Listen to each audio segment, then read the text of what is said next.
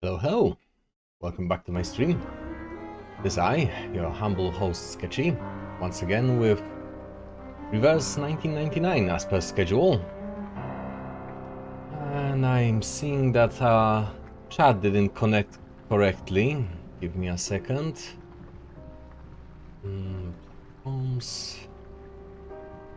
There we go, it should be fine now. In a second. Yeah, it should be correct now.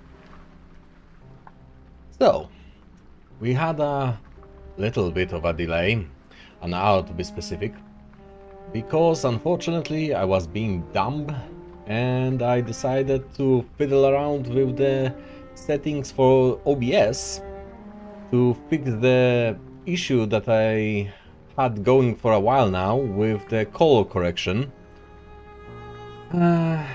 As you know, I've been using an HDR display for the longest time since I started this streaming adventure really, and I was fixing the HDR to SDR conversion through OBS for the Twitch in specific because Twitch doesn't accept HDR content, so I was fixing that through filters.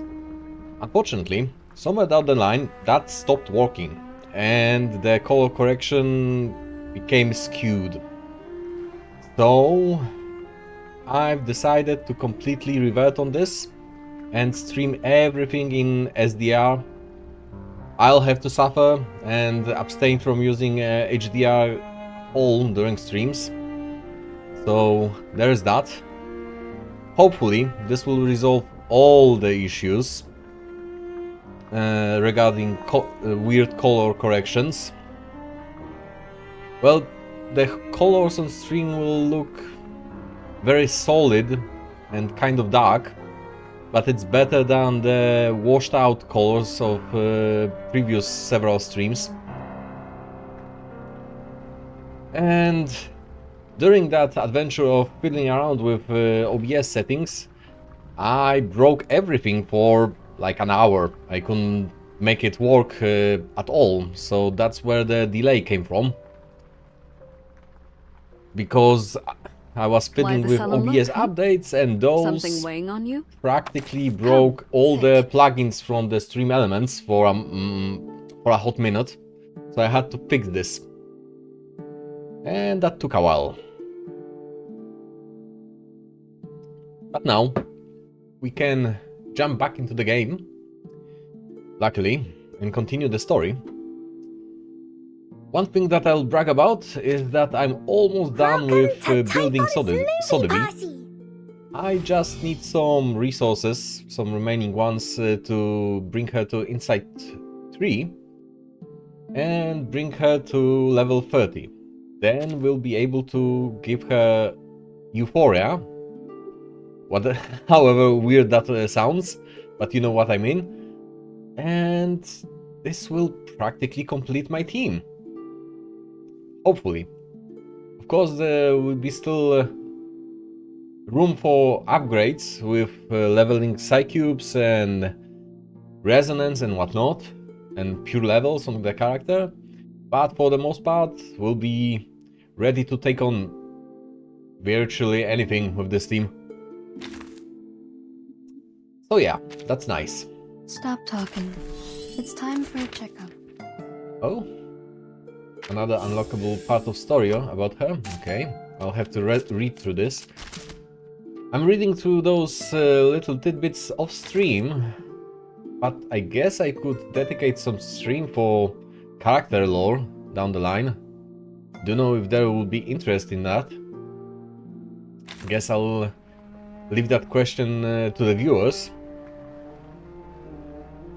Huh, we have some resources, but I'm not sure who or what I should pull on at this point.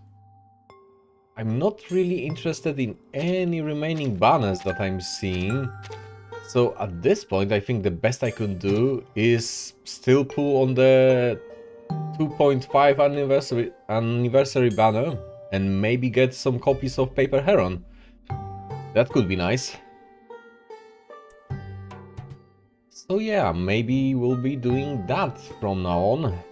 Let's give it a spin and see what happens. Let's make it one pull now and one pull at the end of the stream. See what happens.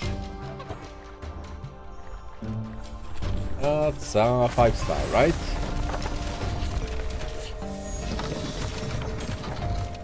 Right, so nothing groundbreaking, hardly surprising, and just copies. Gotcha. I still don't know what I should be doing with those cassettes. I mean, I know what they are for, but I'm not sure what I should be spending them on. Where is this? Right.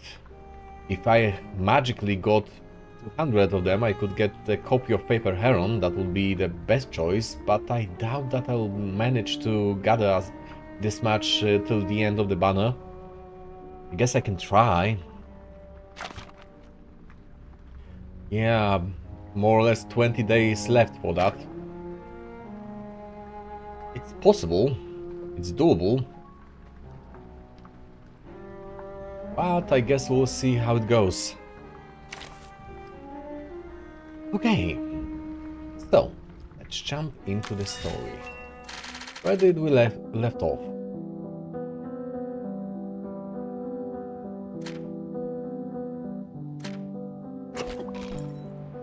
Pride and Prejudice. This is happening back at the Foundation, I think.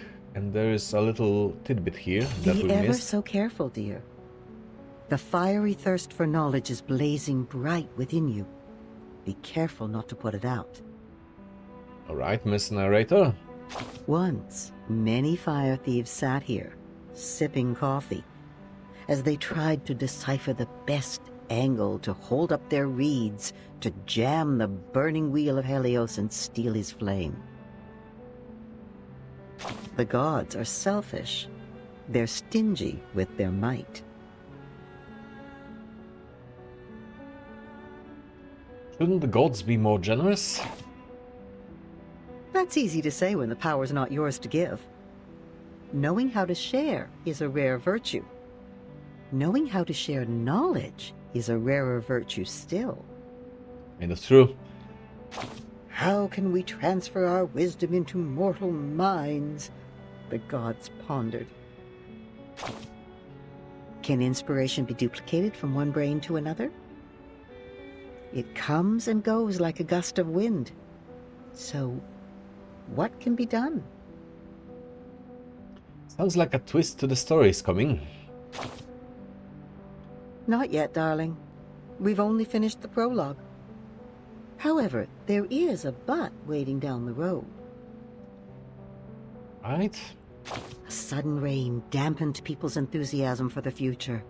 The floppy disks and many clever minds perished in it. Some of the fire thieves grieved the loss. They screamed and swore to retrieve what was lost.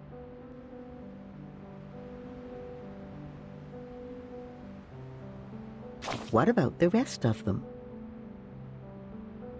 They returned to primitive chaos, like coelacanths crawling back into the ocean after thousands of years of evolution. Once again, they became the protégés of Arcanum. Coelacanths? That's the first time that I'm seeing this word in my life.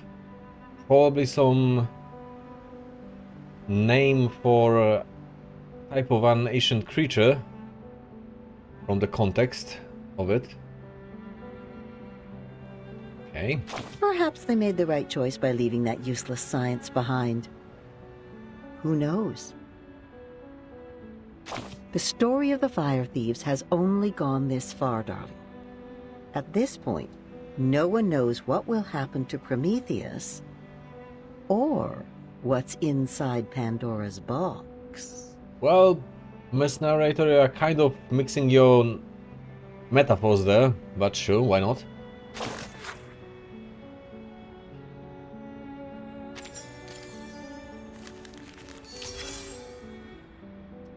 Maze of the Minotaur. What is this? Nifty little fellow, the crystallization of tangible wisdom.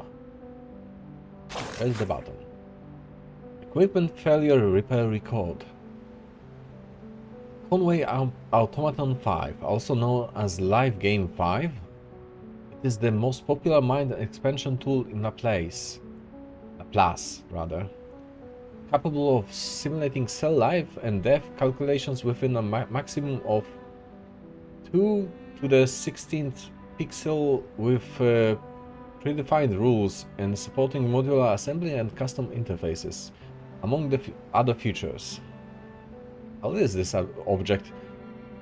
It has been proven to maintain the mental agility of researchers and can simulate most current popular games.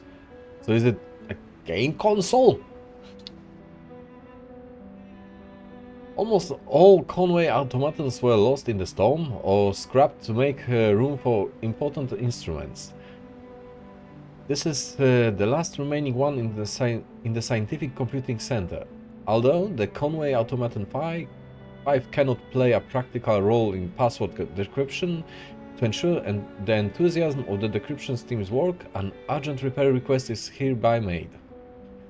So it's a morale booster, in short. If the repairs cannot be completed in a short period of time, it is hoped that a substitute can be allowed during the repair period, such as the latest handheld console, the Game Dude Call. Game Dude Call. Yes, it's not a Game Boy, it's a Game Dude. Radical. This is so 90s. Alright. That was certainly a thing. Jump into it.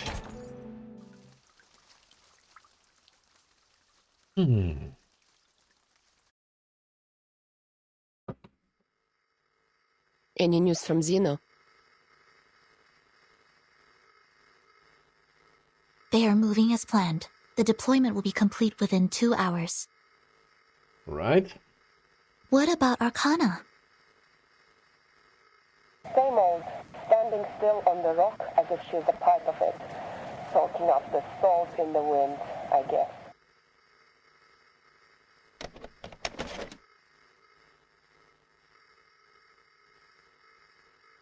So during all this, Arcana isn't doing shit, apparently.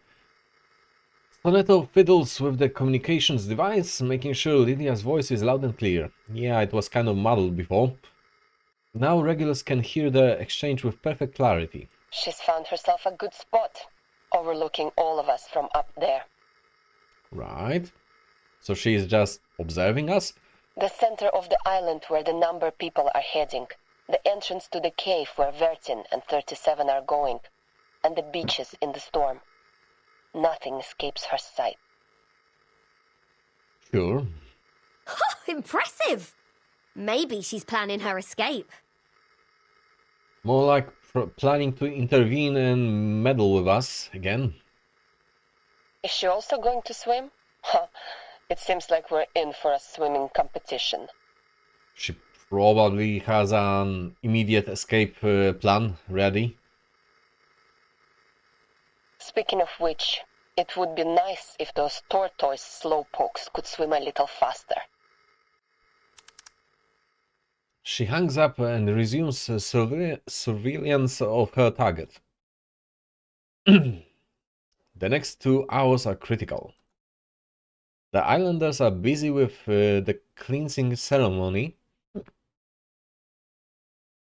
while the outsiders are preparing for the departure. Look, Right. Sonetto, I understand your plan now. But I still can't shake off a bad feeling about all this. Right? Don't worry, Regulus. We have gone over this many times. The margin of error should be below 0.00025%. I'm confident that it will work. I know. Spare me with the numbers. I know I can rely on you. She waves her hand quickly, as if swatting away the numbers like flies. I'm still worried about Vertin. Will she make it back in 2 hours? I mean, she'll have to. If she doesn't come back in time, who's going to take charge and guide us? We'll have to steer our own course, won't we? Presumably, Sonetto is the second in command in this situation. Yes. Sonetto nods. Laplace is gathering every piece of information they can find on the storm. The discovery of the asymmetrical nuclide R was already a remarkable breakthrough. It would help the immunity research a lot if the Timekeeper could find something useful in that cave.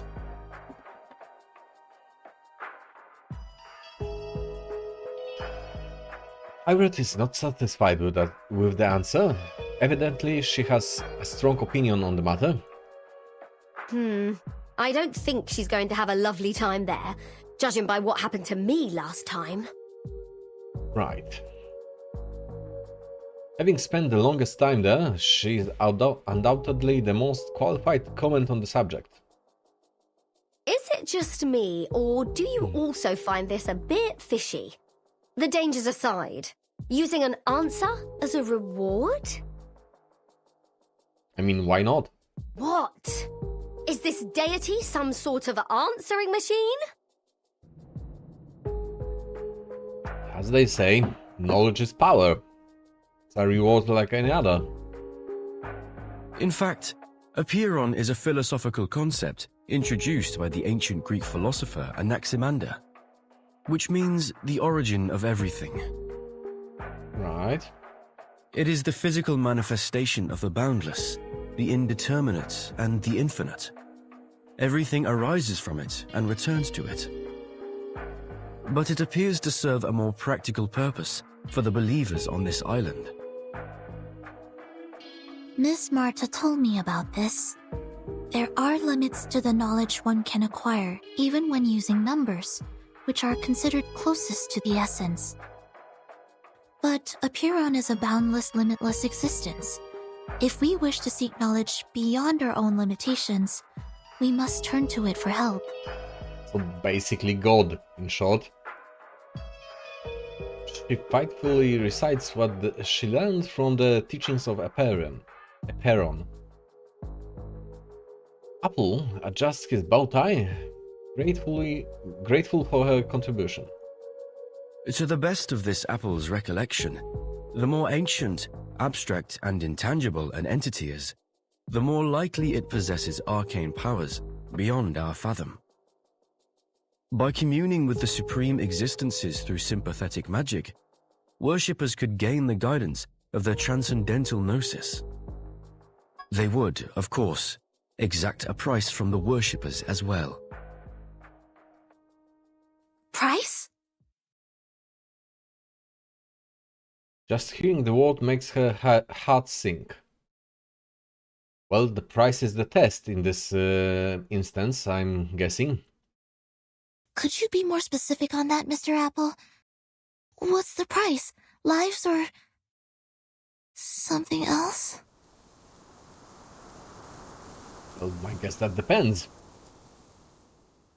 Vertin! Jump over here!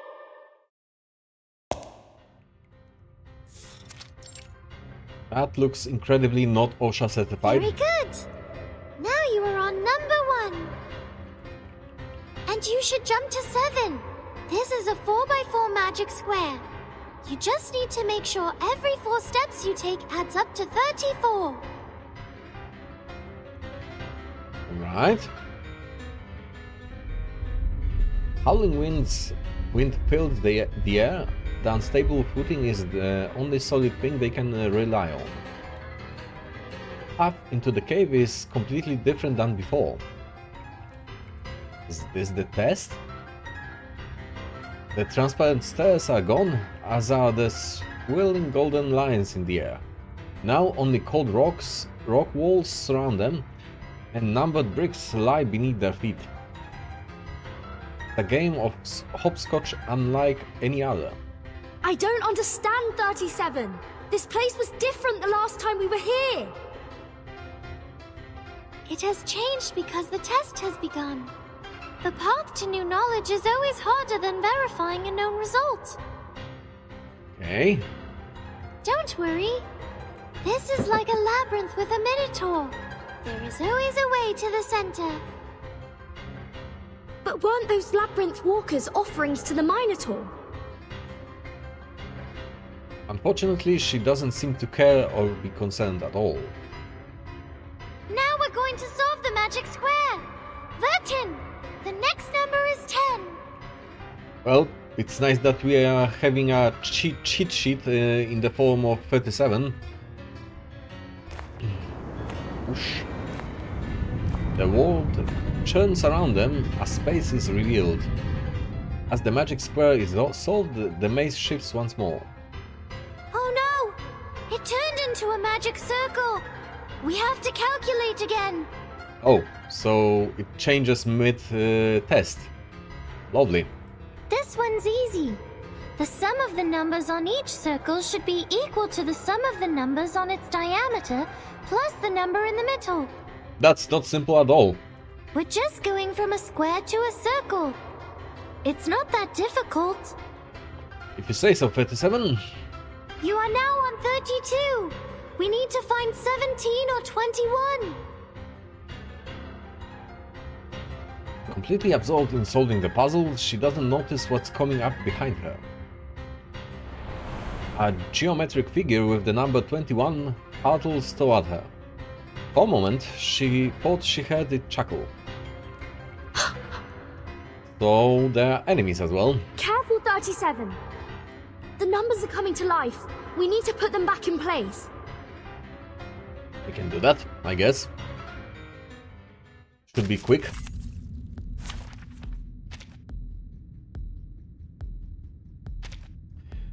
My team is so cracked at this point that the Flatus interactions don't even matter. At least not in Nova battles. Let me try my hand. Right. 3 times 7 equals 21. That it does. Oh, they have little numbers on their shells. Interesting. What? Are you making fun of my name? White shell, pencil-like forelimbs. Ah! It deflected my arcane skill! Vertin, it's no use attacking 21. Just focus on 9 and 33 instead. Start with the number that has the largest absolute value. 33. Counter offer. I'll just explode everything with AoE. That will work. Or I will make a fool of myself, but we'll see. Easy lah. Okay. So 33 it is. Go. 通幽动微，墨韵虚无。Crickets and fireworks. This should work just fine. Right. Who needs math when you have overwhelming firepower? 我捉你，唔係你捉我啊！ Neon would have been proud.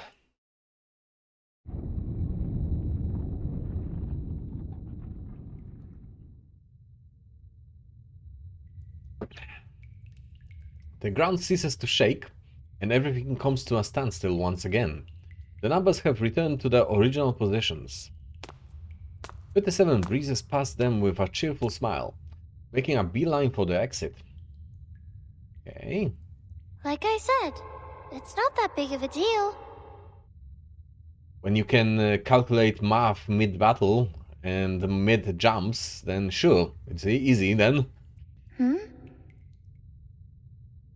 She stops. Before the gate stands a familiar figure. I thought the next question would be the Ford Circle, the Monster Group, or Hilbert's Infinite Grand Hotel.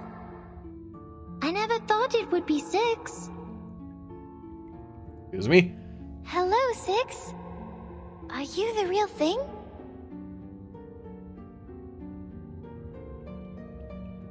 Yes, I'm the real Six. Then what are you doing here, dude? I wouldn't be so sure. When it comes to the essence, we are all shadows cast on a wall by a flickering fire. How do you know you're the real Six? 57, we don't have time for philosophical debates right now.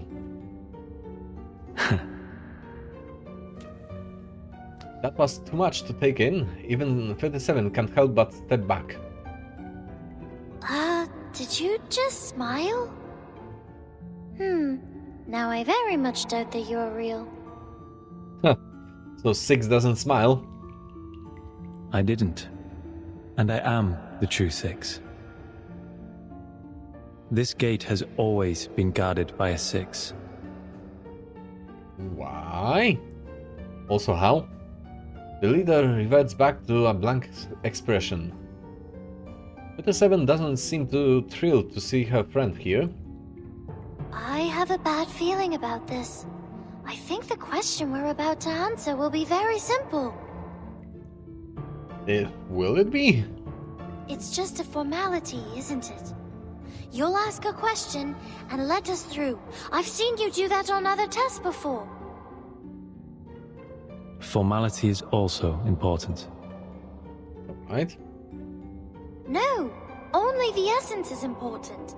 Only the forms are important. 6 shakes his head, showing no inclination to continue the debate.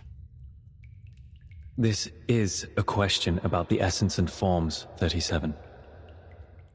Please pay heed to it. Right. As for Miss Vertin, we only expect you to lend a patient ear. Very well.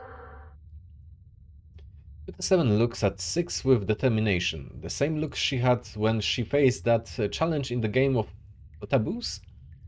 Okay. She's confident that she can solve any problem that comes her way. 37. If your pursuit of truth were to lead to the destruction of your faith and beliefs, would you still keep going? Okay, interesting. What? Right, if your pursuit to finding the answers would prove your previous belief false, would you be happy with it? That's a fairly common paradox. She exclaims involuntarily. What kind of question is that? Well, a very simple one.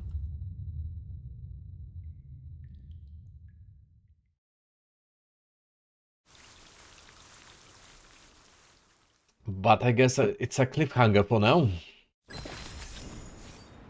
Okay. Are we jumping straight into the next part? Oracles at Delphi. Okay.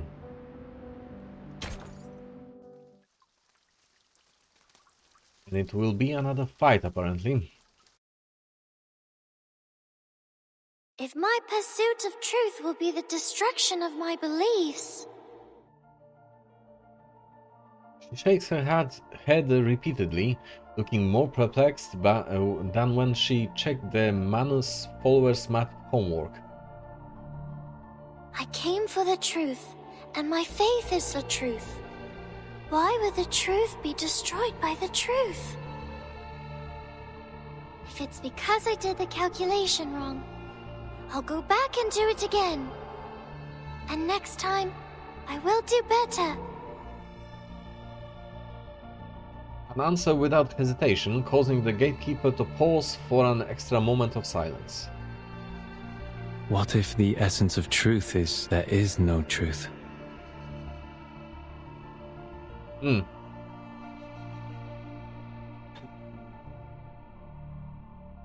mean... Isn't that also a form of the truth? Its non-existence is an answer in itself, is it not? Right, this is getting convoluted, but I get what he means. It's just hard to articulate. What if the answer is that the ultimate answer cannot be known? You're speaking like 210. Are you really 6? 37 has clearly run out of patience with the sophistry. She stares at 6 in annoyance, trying to detect any sign on his face that he might be playing a joke on her. I should be more specific. You may see it as another allegory. A gate stands before you. Open it, and you will find the truth you seek. But at the same time, the world as you know it will crumble. Will you still open it? 37 blinks. This time, her answer is even more clear and resolute. Yes. Right. If my world changes because the truth is revealed, doesn't that mean my previous understanding was wrong and should be corrected? Good answer, girl. If what's behind the gate is really the truth, why would I give up the truth for falsehood? Well, unfortunately, many people do just that. They would rather be right than actually get the correct answer. Or rather, they'd rather have their perspective to be the correct one, rather than the correct one become their perspective.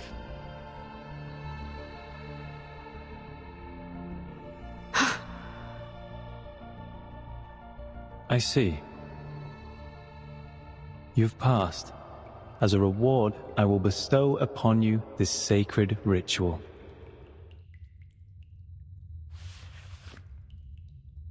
It will bridge the gap between you and the Supreme Existence during communion.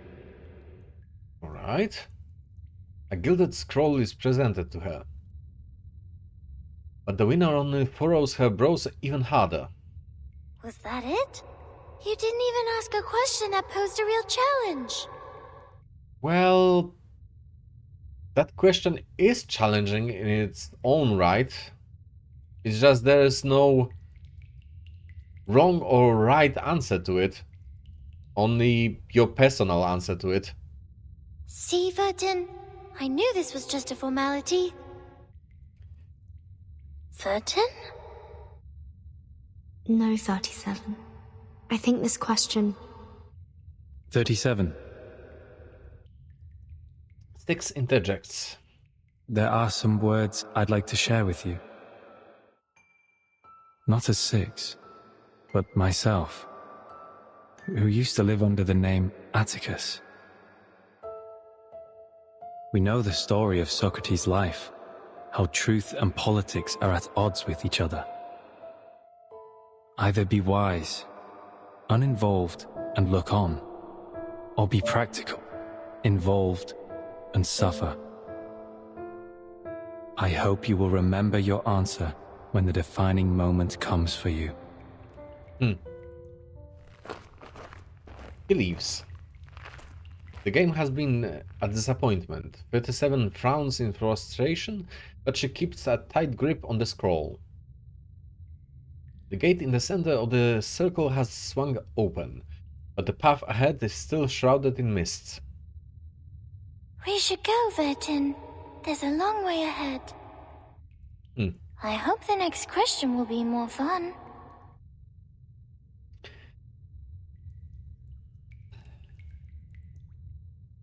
I have this nagging feeling that 37 is slightly autistic, but in the functioning way, where she hyper-focuses on things, but otherwise is pretty functioning.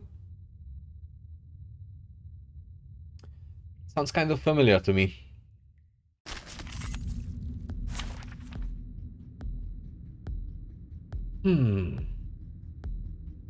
Okay. What will be the fight?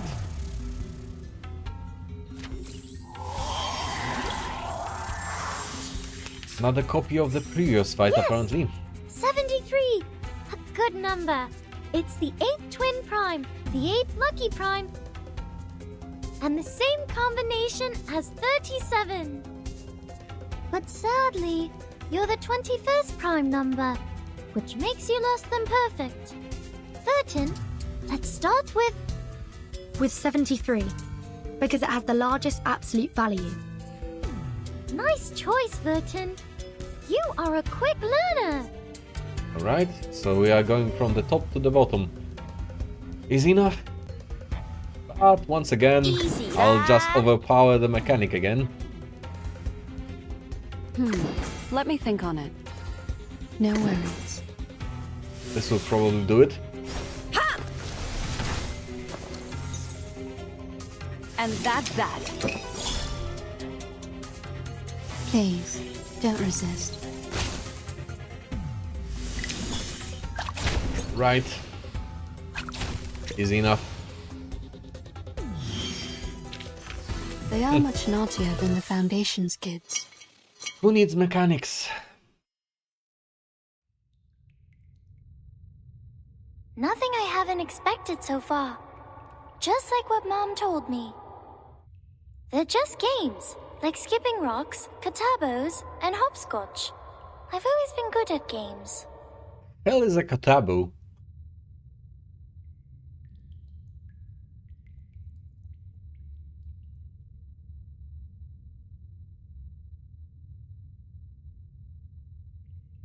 It's a game from ancient Greece that involved wine?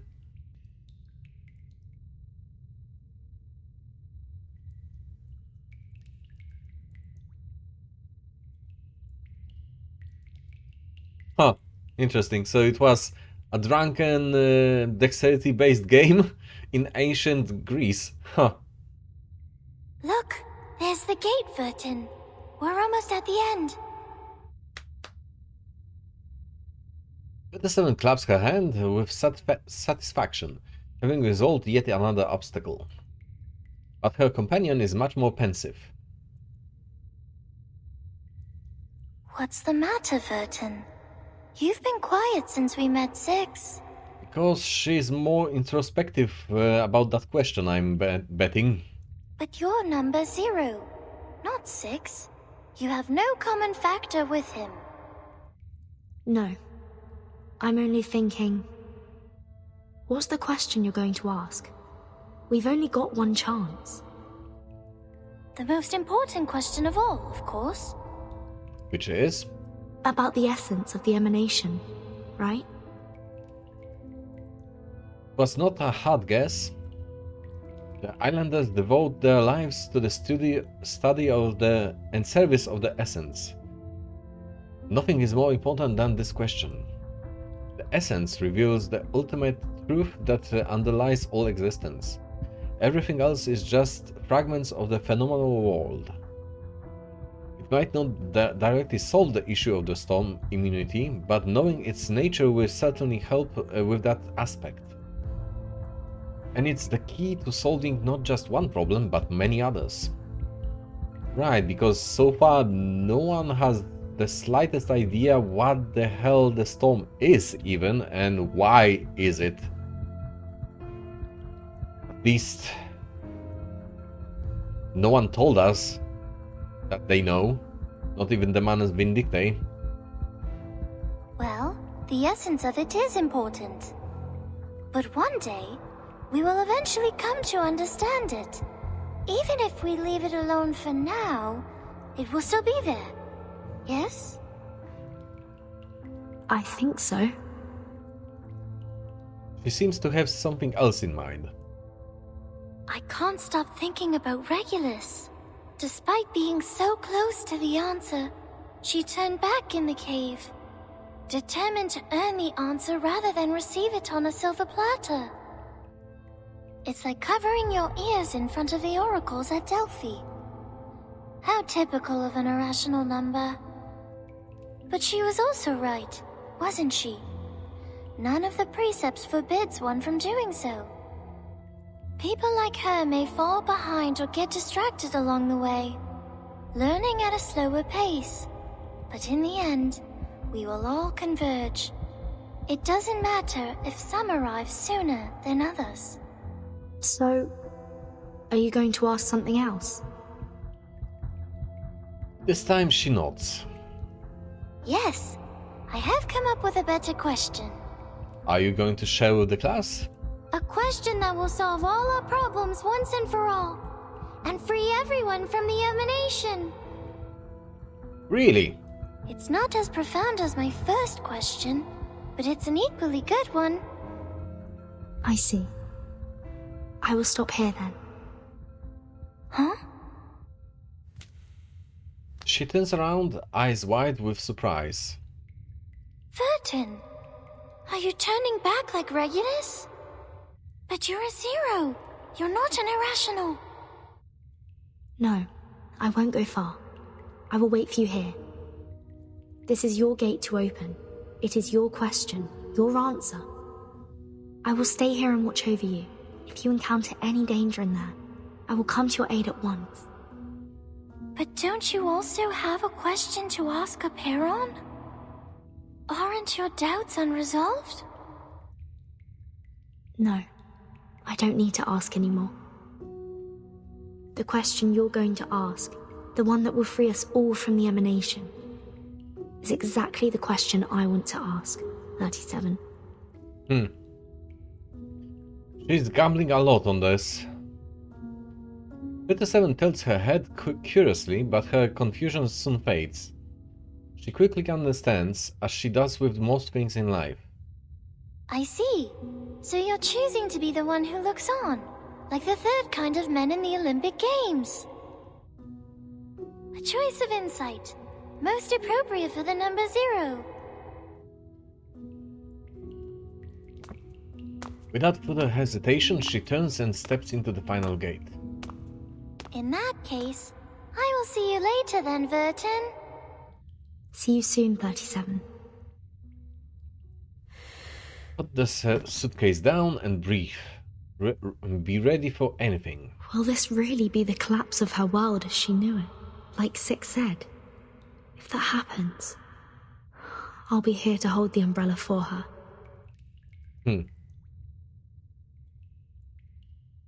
So, 6 things that she won't like the answers she'll get. So that would mean that 6 asked something similar himself at some point. Outside the limits. Right? No fights involved this time.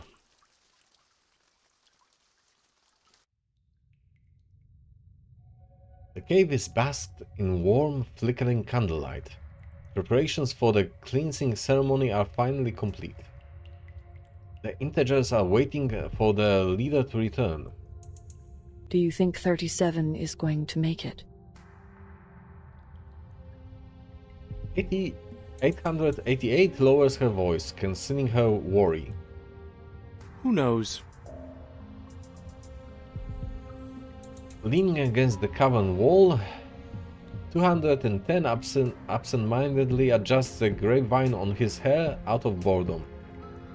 6 should be the easiest one to pass. The math puzzles in the labyrinth shouldn't be a problem for our little star either. The only tricky question is from Aperon, and no one knows what it will be. It is a fair game. Answer Aperon's question and it will answer yours. But if you give the wrong answer, oops. He pinches a grape between his fingers and crushes it, the juice splattering onto his hand. It'll hardly be a graceful end. You are gross.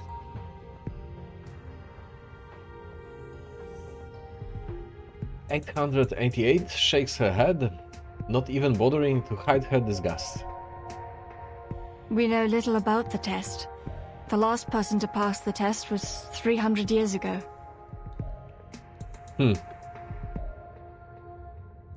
The price of failure was high.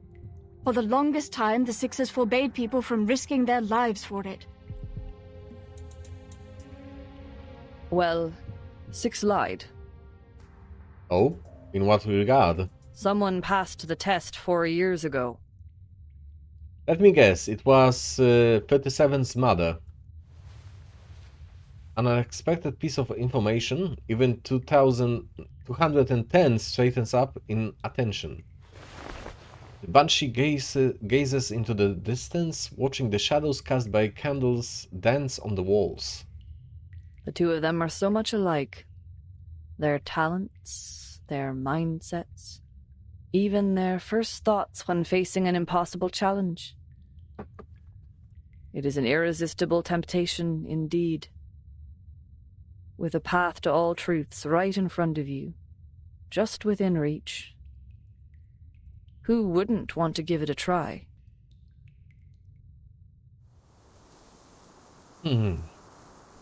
Okay. Deep in the labyrinth. Amid the swirling lights and shadows, the trial is reaching its conclusion. She has reached the heart of the maze, the lair of the Minotaur, where the final challenge awaits. Through the mists, a form gradually takes shape. First it appears to be a scholar, then a soldier, but it continues to transform into a king, a farmer, a child, an elder.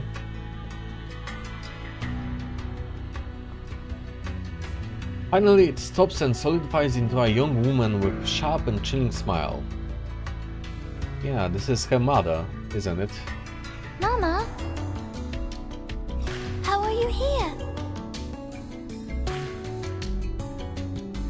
A soft chuckle slips out from the shadow. No, I'm not who you think I am, child. I'm but a shadow, a flicker of fire, a projection before you. The finite cannot comprehend the infinite. Your limited senses cannot imagine what you've never seen, nor fathom what you've never heard. Right, so the Apeiron is taking the most comprehensible form for the person seeking the audience. I am the answer to your desperate prayers. I am the blindfold before you see daylight. I'm the reflection of your confused, hollow faces in the water. I am the lingering echo of the last visitor. Right, so I was correct. But you look just like Mama. Eagerly, 37 steps forward.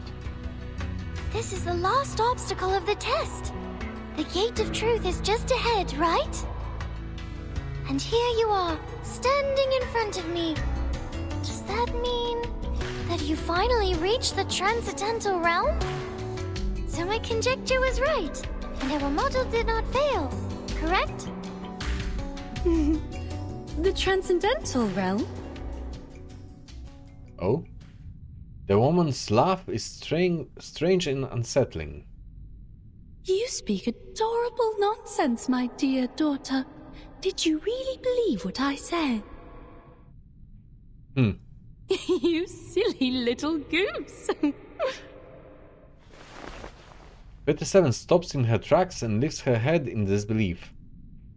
She looks eyes with those aquamarine orbs that are unmistakably her mother's eyes. Have you not doubted, even for a moment? Well, children rarely doubt their parents at this age. You did. You wavered when you strolled the shores at night, when you inevitably gazed at the geometric bodies.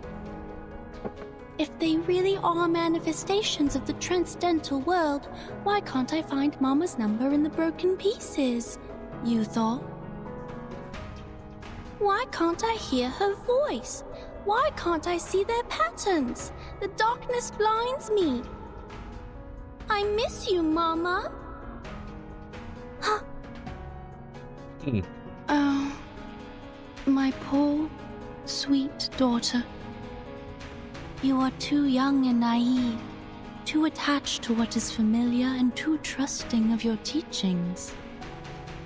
You should have continued doubting instead of following my outdated footsteps. Was the conjecture wrong? Was the model correct? It does not matter, child. The rules of the game have changed. The Chaos Makers, the Fearmongers, and the Rule Shapers, they have already outpaced us. We were not wrong, we simply fell behind. We were blinded by the dream of the Transcendental Realm and could not see through reality. But worry not, my daughter. You have made it here, and that is all that matters. We will do the calculations together. This time, the results will be more accurate than ever. Mama! With a gentle smile, the woman tucks her hair behind her ears and reaches out a hand to the girl. This world is an enormous wasteland, 37. Look at the creations in it. The congested, silent herds that scurry to and fro in their meaningless lives. Never have they looked at the stars above, nor bent to smell the flowers. The melodies of the patterns above go unheard by them, their souls unresonant to their wisdom. They are the prisoners of their bodies, complacent in their dulled senses, and conceited over their success of ruling the planet through violence and bloodshed. They mocked us, shunned us, and slaughtered us. They discriminated against us throughout the ages, branded us as lunatics, and spat on what we held dear. But we never gave up once. We were never truly defeated. One day, they will be proven wrong, and they will be forced to admit it. My daughter, my precious little pearl. Come to me, back in your mother's arms. Let us return to a time before disputes and disasters, when it was just you and me wandering the boundless beach. I think this whole scene itself is the question. At least, in a sense, it's a test of what she will choose, the comfort of what she knows and what was her world before, as Six said, or the new knowledge that will shatter her current understanding of the world and what she held dear before. I will share with you the infinite secrets of this world, the essence of all things, and the truth that transcends everything. That's what you came for, yes? Her eyes are earnest and sincere. 37 slowly climbs the stairs, longing to reach out and grasp her mother's hands. She suddenly looks up, confused, and asks her a question. But Mama, I am 37, not infinity. Why would I want an infinite number of secrets? Oh? Not the answer that the entity expected. It's shaking. Did she give the wrong answer? I think this was the correct answer.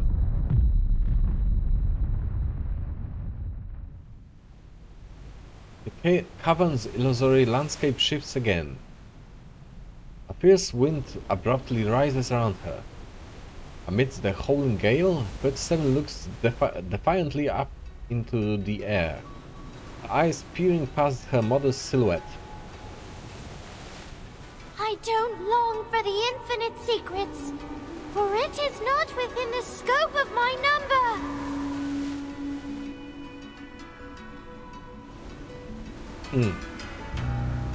Okay.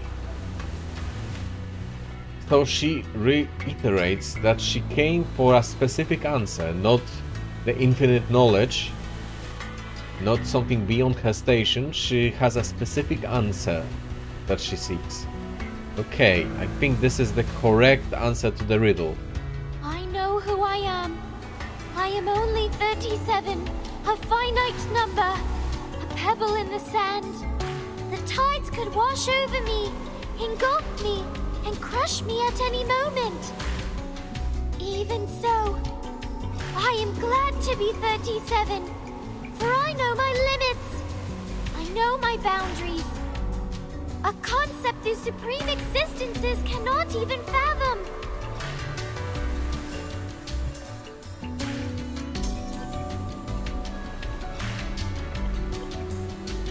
A mother's shadow shadows, the shards shimmering and pulsing in the air as if they were alive.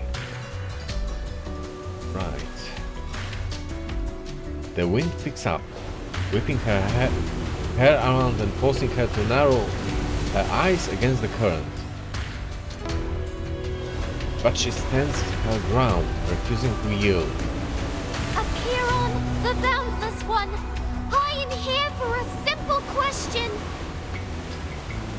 Right. She grasps the pest itself. How can we escape the darkness of the phenomenal world and be free from the emanation forever?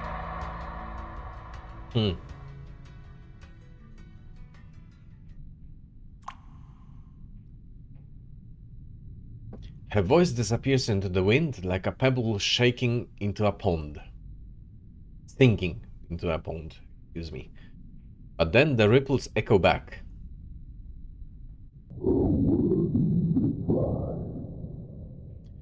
A worthy reply, okay.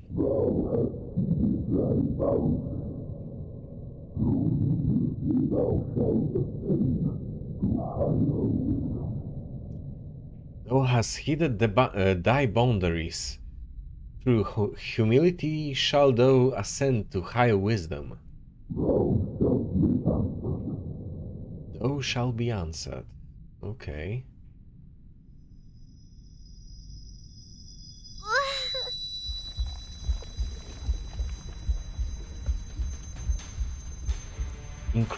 Incomprehensible sounds assault her ears like ancient echoes rising from the depths of the ocean. They aren't recognizable syllables of any known language, but more like reverberations between layers of rock walls, each note stabbing through her like a dagger. Her breathing becomes labored and blood trickles from her nose. So this one is hard to comprehend, apparently. Dizziness churns in her head, causing her vision to blur and double. How? It clearly promised me an answer.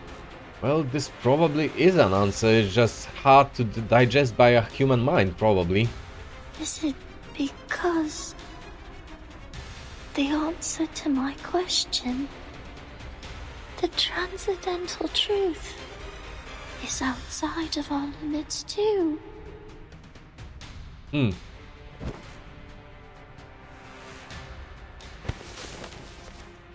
Make way! Move! Oh? Madame Lucy, we have the right pronunciation. Huh, that's a weird change of scenery and scene during that scene.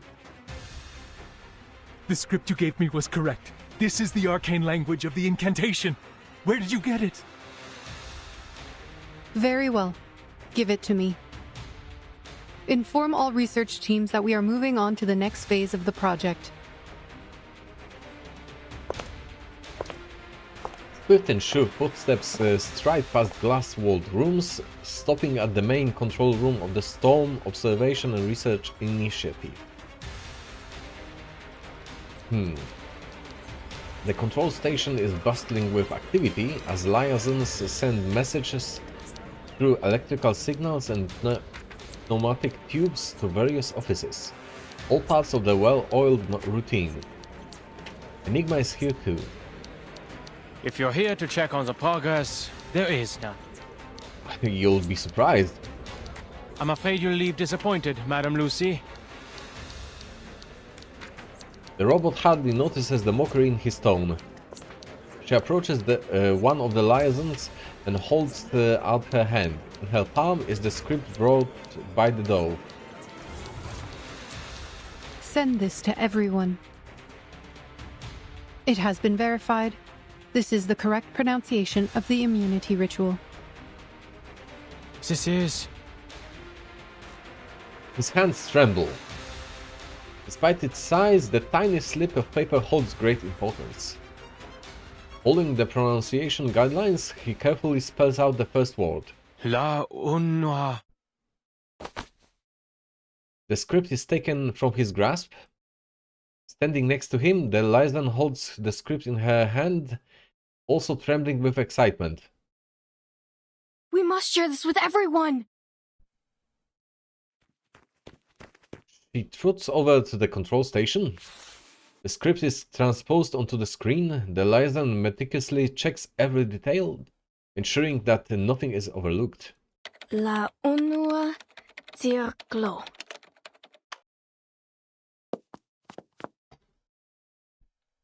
Can we translate this?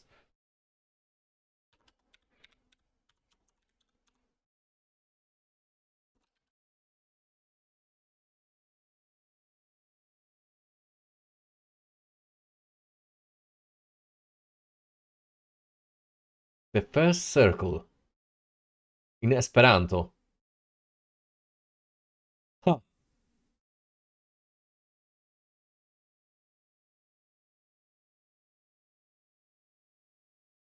So it's in Esperanto.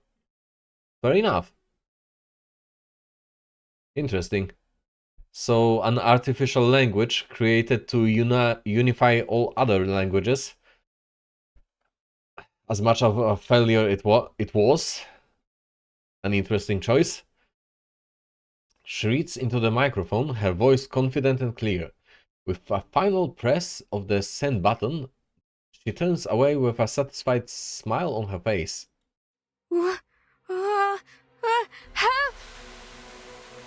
Oh! Without warning, her torso cracks apart and her entire form crumbles, shattering to the ground in pieces.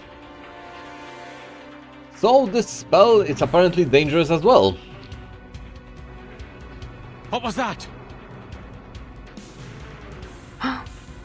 Oh? All hell breaks loose. Chairs scrape loudly against the floor, coffee cups clatter to the ground, and people scramble about in a frenzy. Was this a trap? The director of the place remains still, her eyes fixed on the rapidly flashing lights on the screen. Stop the transmission! The ritual is wrong! Or is it? She pauses. In the face of chaos and turmoil, it falls on someone to step up and take action. No. The incantation is indeed correct. Okay. So what's the result of it? Besides people disappearing. Yeah, I've got to take a short bathroom break after this one. So be right back. About 2 minutes and I'm back.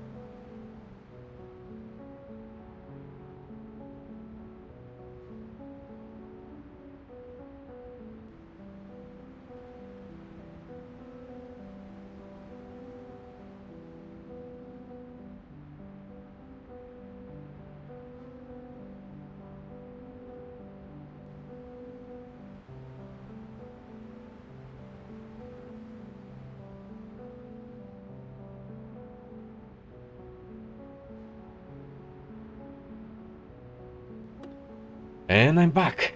Alright. We can continue now. Let's see what is this about. Part 10. Return to the Earth. Right. Oh.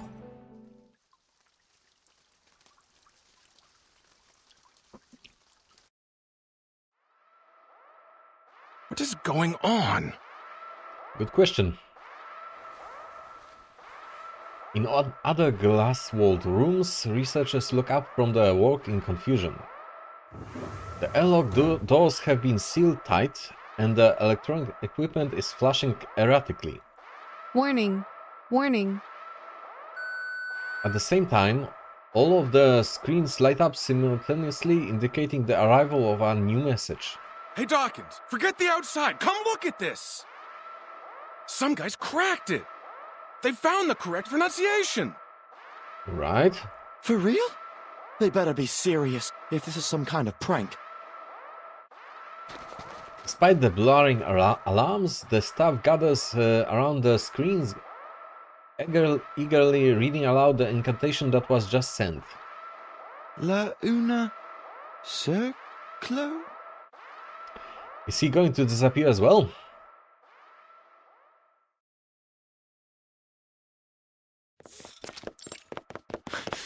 Damn it!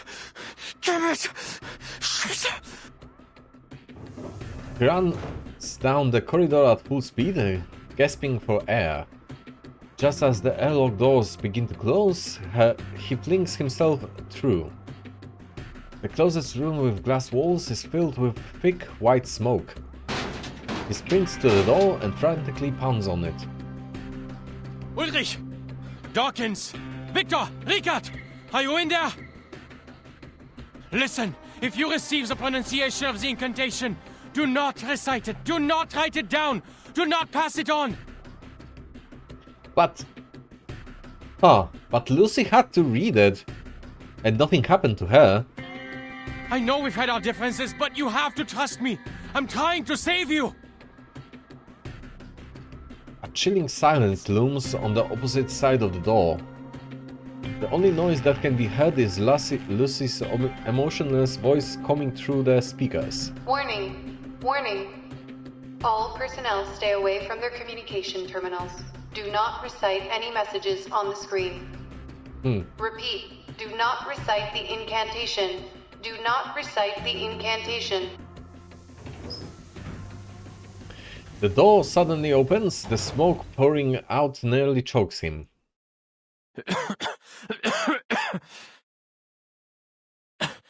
Richard?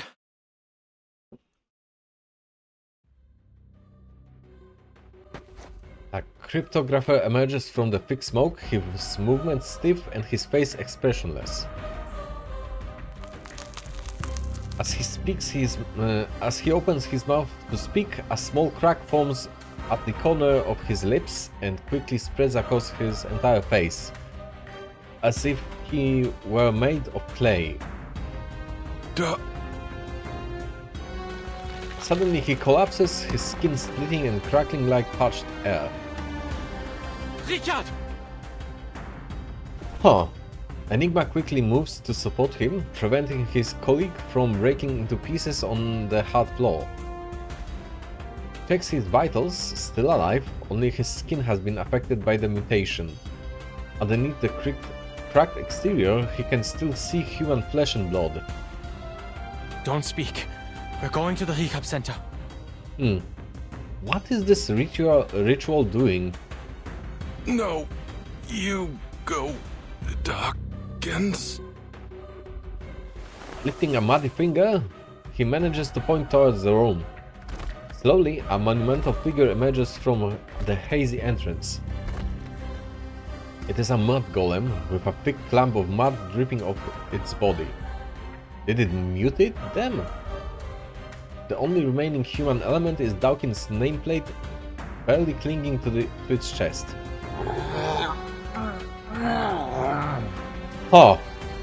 Okay, that's some fucked up incantation. Dawkins! No, no, no! The airlock door at the end of the hallway cases open, a squad of security guards with hypno bullets and restraint nets barge their way in. Researcher Adler, please evacuate immediately. Okay. We will take over from here.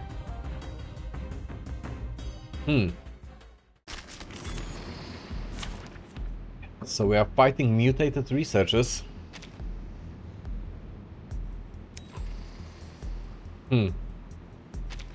All right.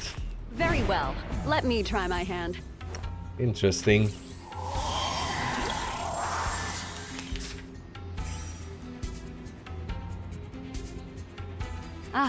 And So the whole incantation was a trap after all?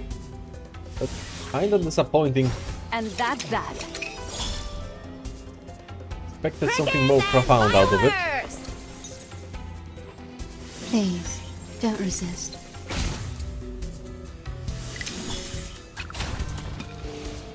And they're gone. Just like that.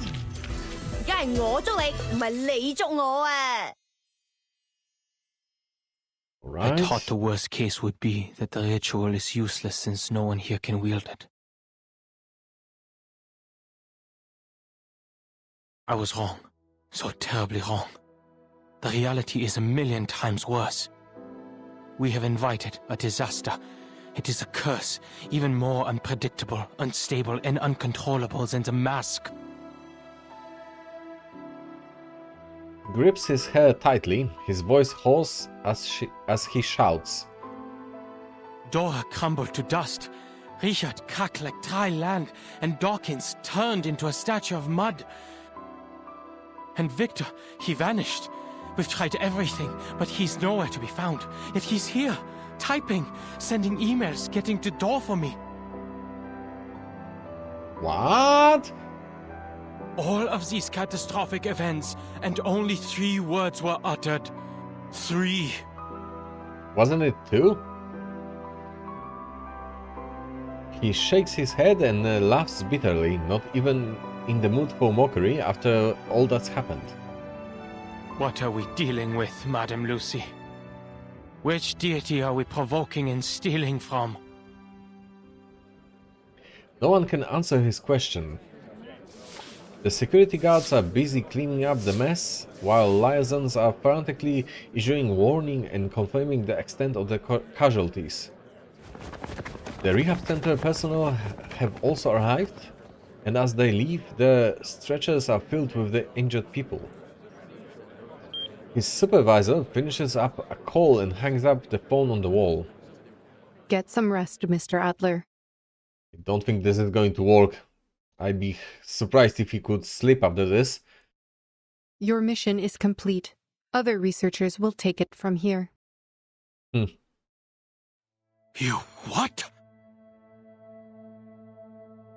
He asks in disbelief, anger swelling in his chest. Are you not going to call it off? After all that's happened?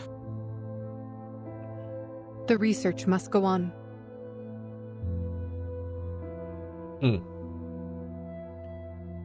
The robot's answer is concise and cold. The authenticity of the incantation and the fact that any arcanist can recite it were revealed to us through this unexpected mishap. Right, but it doesn't do what you expected it to do. Now, a new question arises. How can we eliminate the side effects? From now on, we no longer require the help of human researchers. That's cold. Her tone is calm and gentle, yet with authority. The decision has been made. Only Arcanum can lift a curse of Arcanum.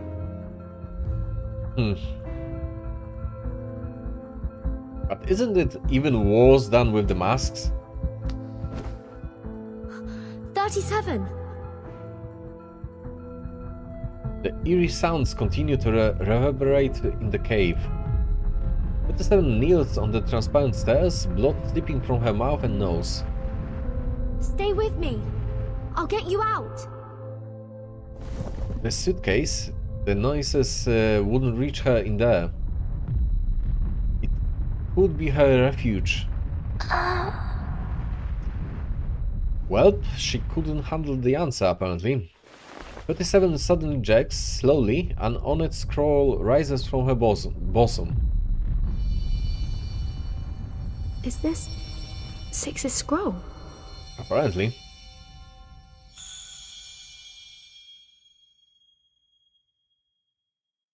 The strange noise begins to fade.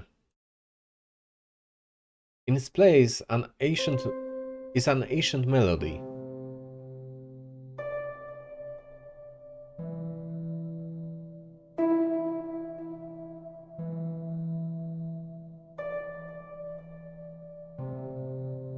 Okay.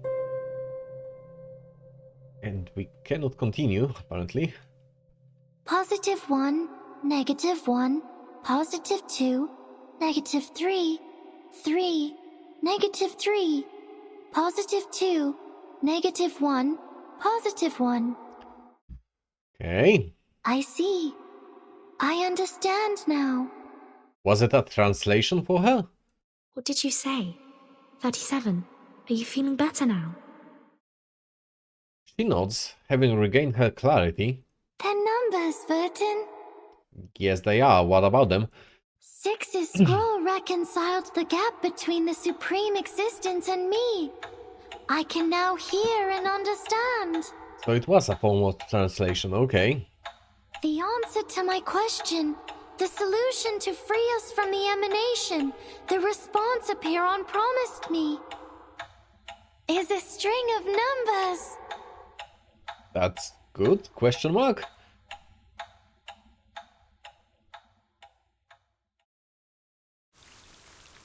What does it bring to us, though? Solution does it bring?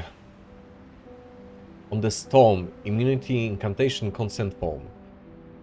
If you are aware of the responsibilities and risks and still wish to participate in the Storm Immunity Spell Research Project, please read and sign below.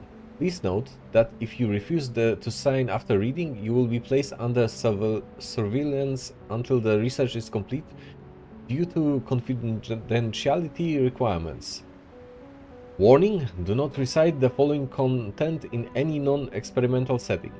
Reciting the spell will cause random curses, therefore its distribution is forbidden. If you happen to recite the spell and remain conscious, please immediately stop moving. Stay where you are and try to perform actions that might indicate your continued existence until discovered by the post-incident handling team. The text of the incantation is as follows. Do not recite, do not disseminate.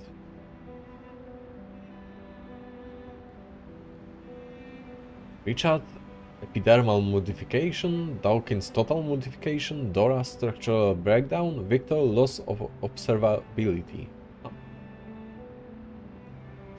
So, whoever uses the spell, something different happens to them, randomly apparently.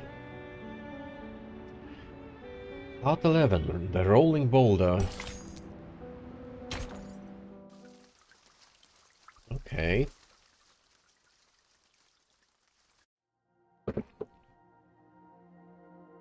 The winds died down and the cave is quiet again. The trial is over. As usual, the Star of Hermes has found her answer. We got it. The key to the gate of truth. Apiron has answered me. This is the final solution. Okay, are you going to share with the class?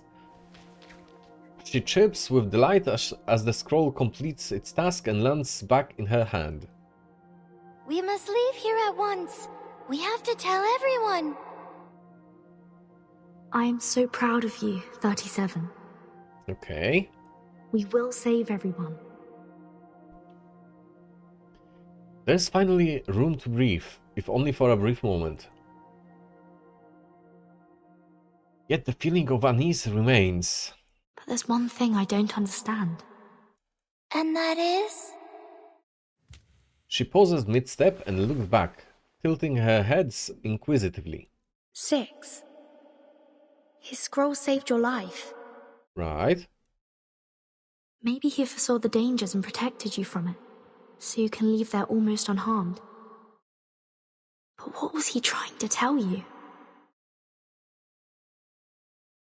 Honestly, at this point, I'm not sure. When he warned you about the collapse of your world as you know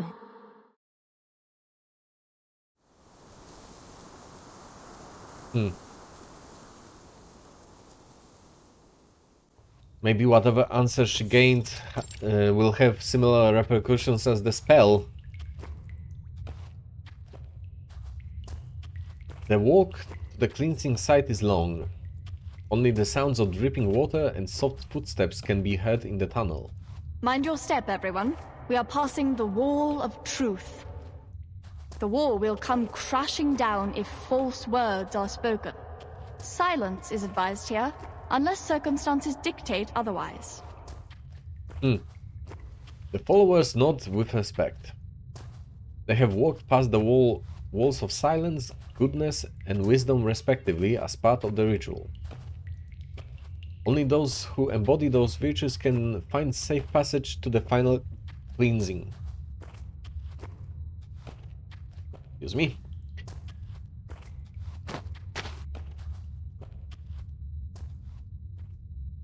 $888? The custodian suddenly steps up in front of the leader, blocking his path. Forgive me, but this seems to be the right moment. Okay. For some long neglected questions to be answered.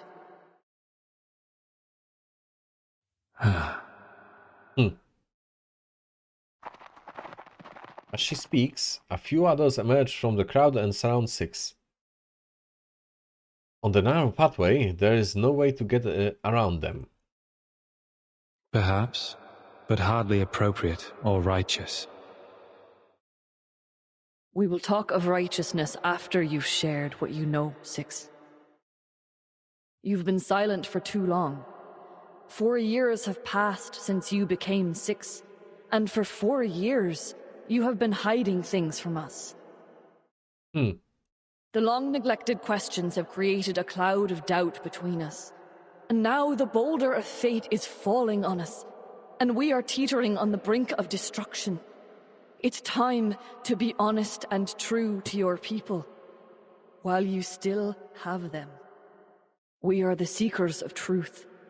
It is unjust to keep us from it. Oh, hey there. Welcome to the stream, and welcome back. I'm just going through chapter 7 of Reverse 1999 currently.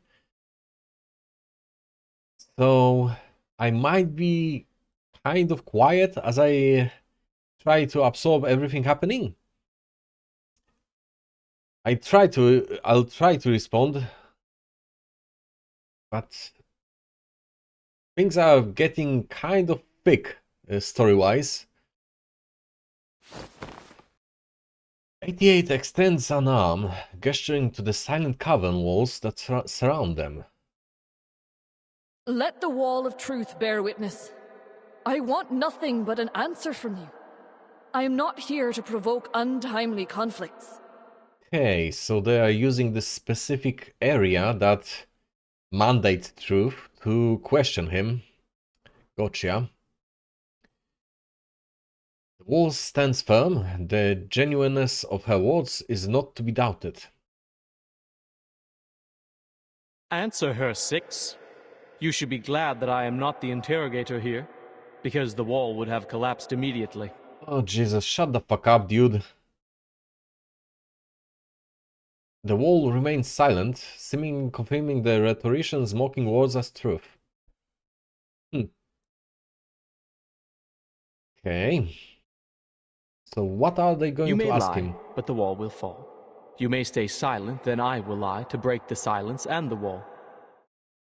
Or maybe you could outwit the wall with the liar's paradox. Only sadly, I have tested it for you. One cannot deceive it by stating, I'm lying. After all, it's a test of morality, not logic. It needs your honesty, not your wit or anything else. It's a delicate situation, one that requires precision. The leader remains composed. What do you wish to know?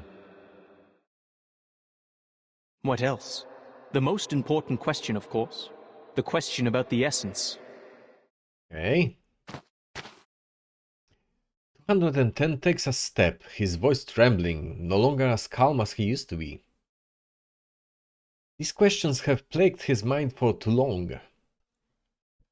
Why has our research stagnated for the past 4 years? Why did we fail to predict the emanation in 1929 and again in this time? Because someone intervened and changed the result. Have we misunderstood the premise? What if the emanation is not a manifestation of the transcendental law at all? Six remains stoic, showing no signs of emotion. Worshippers worship, thinkers think, governors govern, and researchers research. Your questions are not mine to answer, 210. Huh. An interesting non-answer. A 6 has no expertise on the study of the emanation. I'm not qualified to answer about its essence. A truth is spoken, and the silent wall attests to its veracity. Your question is too abstract, 210. Right. He cannot answer, he has no answers. The custodian shakes her head and takes a step closer. Don't dance around the subject, 6. The wisdom has been passed on to you, as it has to every other 6. You have inherited not only knowledge and insight, but also the memories of your predecessors. Interesting. So this function of the leader grants all the insight and memories of the predecessor to the successor. You must know the answer, for it is part of your inheritance. Tell us this. The last leader of the study of the emanation, 77. What question did she bring to Apiron? And what answer did she receive?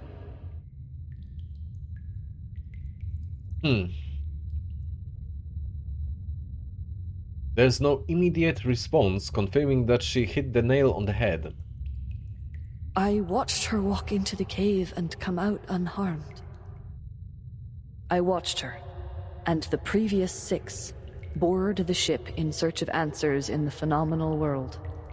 The ship didn't come back in time. The emanation caught them. Yeah, we know that. And that was only the beginning of our misfortunes. The model failed. Our whereabouts were revealed. Hysteria now poisons the minds of our people, and the empirical knowledge accumulated over the years suddenly no longer applies to the current situation. Why? What did she find out? Could it be that something's happened to the transcendental law above? Has the truth we believed in changed?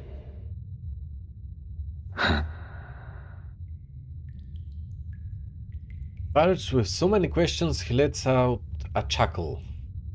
He smiles with relief, like a prisoner finally receiving his death sentence after years of waiting. It has the opposite effect on the crowd. They hold their breaths in suspense. Hippasus discovered the secrets of Route 2 and toppled Pythagoras' school of thought. Right. The controversy surrounding Newton and infinitesimals presented a challenge to the groundwork of calculus. Russell's self-referential paradox sparked the third mathematical crisis. Though such theory was eventually perfected, the lessons on self-referentiality remained. In the end, Gödel's incompleteness theorems showed that proving or disproving everything is impossible. Therefore, absolute knowledge is unattainable. His profound sentiments echo through the cave. The boulder of fate will tumble down its peak, whether 37 is the one pushing it or not.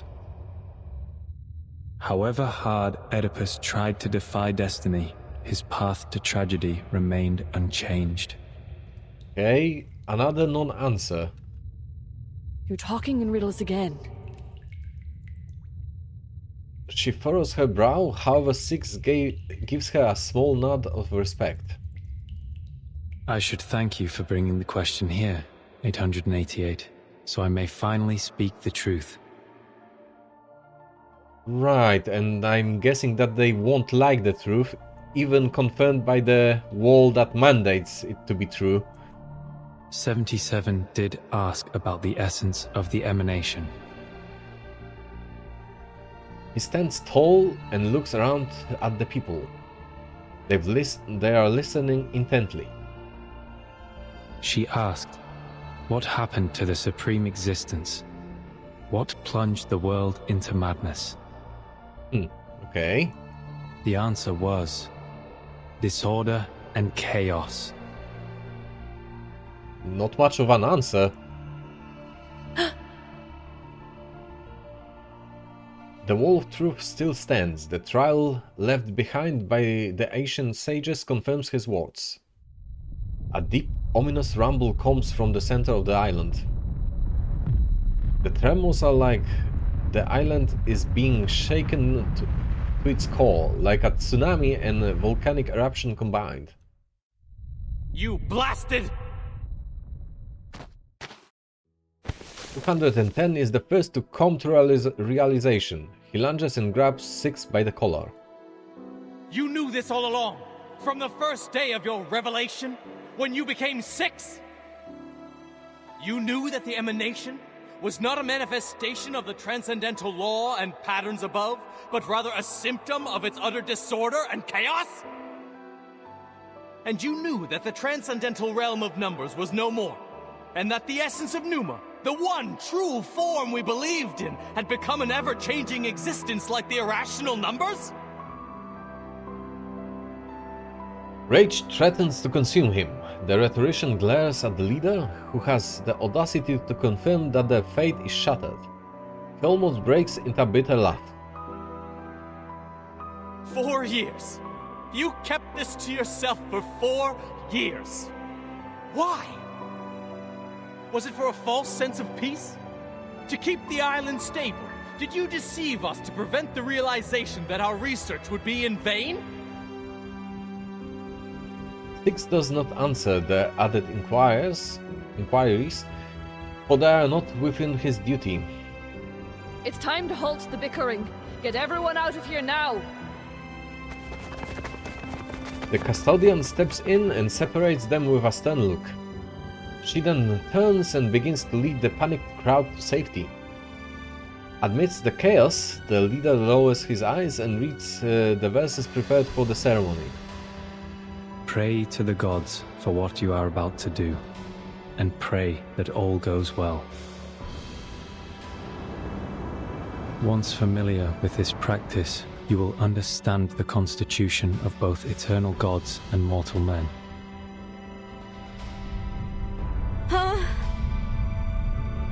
What happened? Did they not carry out the cleansing ceremony?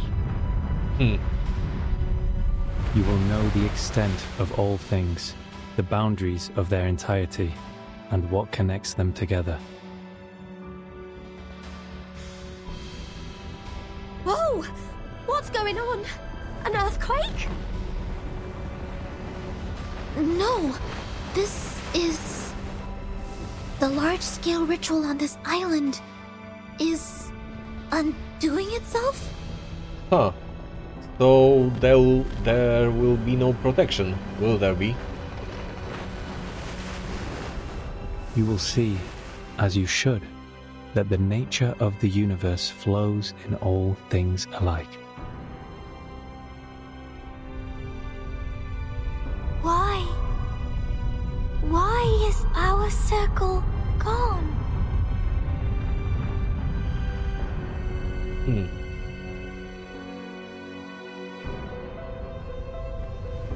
The leader starts quiet and resolute, like a rock by the sea.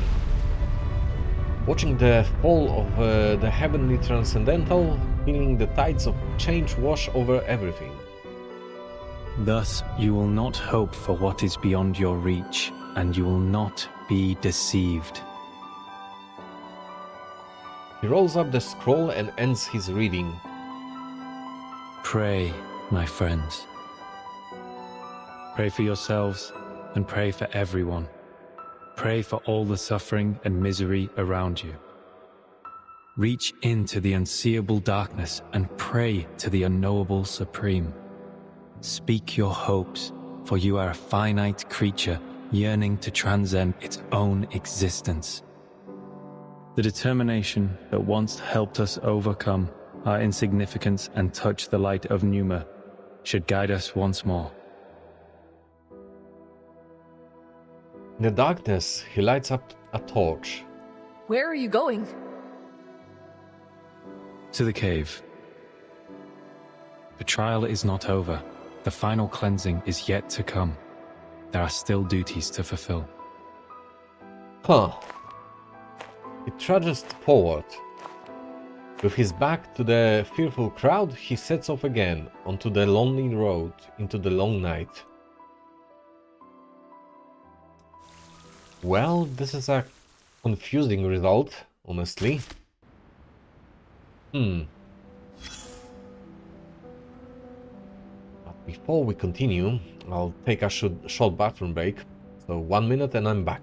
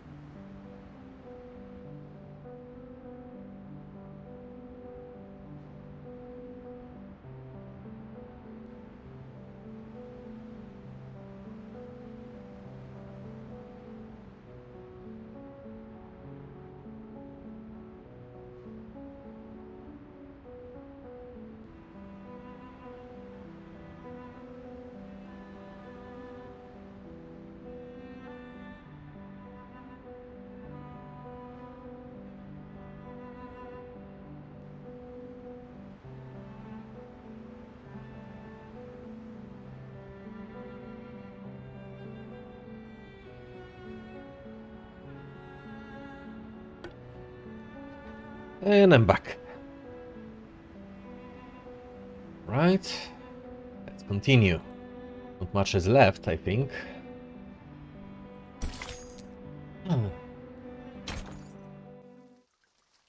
Another story bit. The winds died down, the cave is quiet again.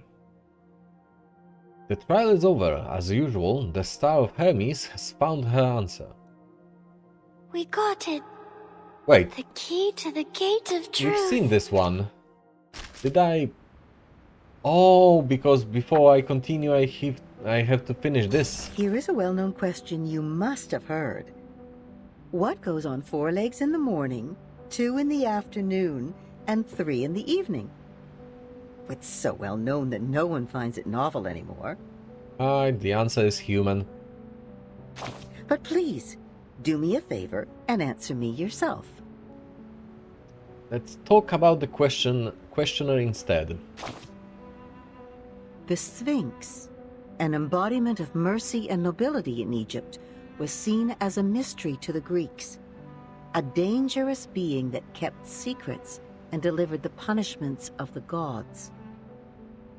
When the question is answered, the ritual is finished, and the answerer is granted the right to reach the treasure it guards.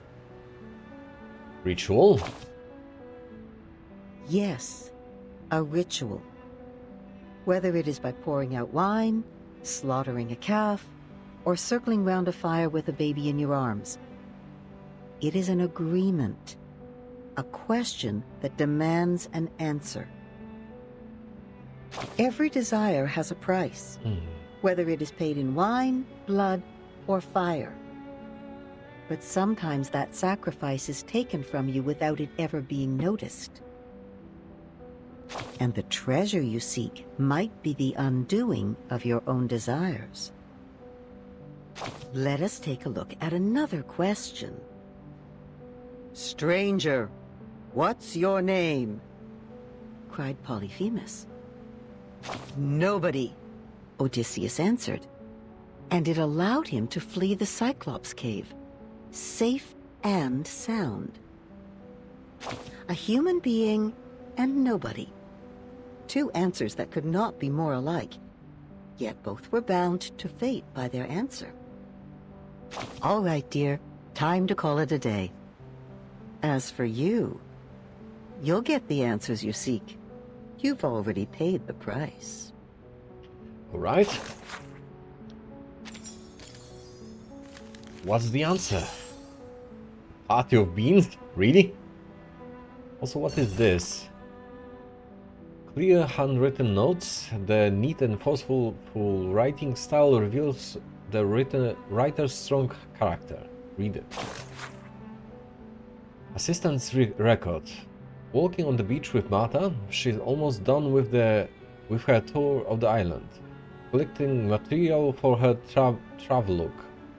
I accompany her, also to remind her to avoid the important areas we don't want to be exposed to the outside world. She is hoping for even more reading recommendations. Fine, I'll consult 210 and Sophia.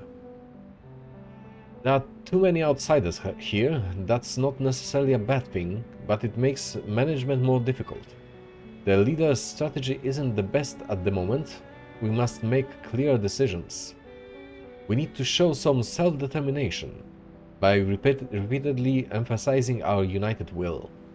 Faith will also be strengthened. Relying on anyone's work, nor can we put all our hopes in one child and then sit back in satisfaction. It's impossible for the islands to remain peaceful all the time.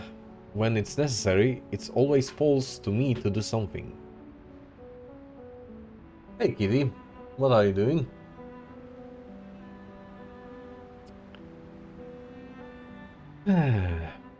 She should have noticed the error, or well, I don't believe that a person like 77 would not check the course again and calculate the angles.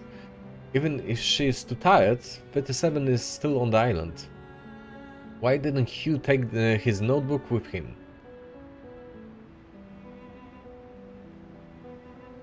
I saw it at Sophia's place. She left in such a hurry that even her reason for leaving seemed like an excuse. Could communicating with a supreme being really destroy a person's mind? This is also strange. Kitty, please, what are you doing? You are too big for this. Go be huge somewhere else, please. Dude, yeah, humongous. There's no space for you here. Also, there's no food that you can devour here.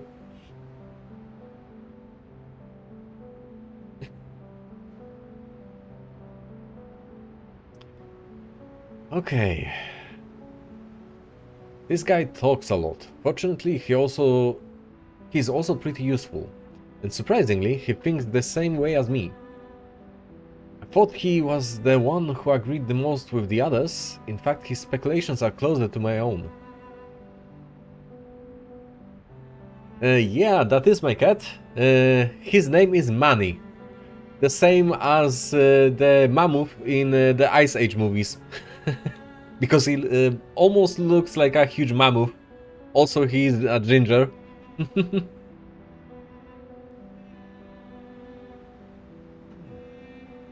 Okay.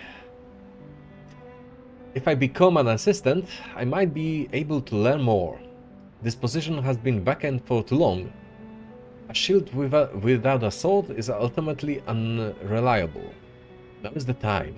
No matter what they say, I will apply. Why, thank you. I think he likes it as well. At least he's responding to it. 210 also believes that 77 has the answer. What will the answer bring? Mad Max? I need to get to the bottom of this. Right. So, this will be probably the last part we will be able to do on today's stream. So let's jump into it.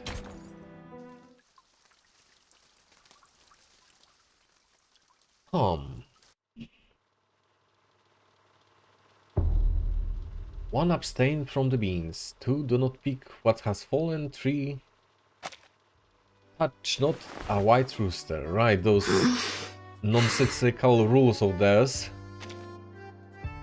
Where am I? Where are you, Vertin? You tell us. After a long period of darkness, clarity begins to dawn. Ahead lies a completely unfamiliar scene. Did the earthquake do this? Beats me. I was in the cave with 37. That you were, yes. Is the timer broken? Hey, Vertin! Here you are! Hi, Regulus. Can you explain? A familiar shout is heard in the distance. Yeah. Come! People are waiting. The feast is going to start. Okay. Feast? Elaborate, please. Yes! Today's the big day! I think we've missed something. We're celebrating because we kicked Manus Vindicte off the island, found the key to Storm immunity, and saved the Numbers people from great disaster. I'd like to hear a wider explanation to this. What? Also, what? My notion exactly.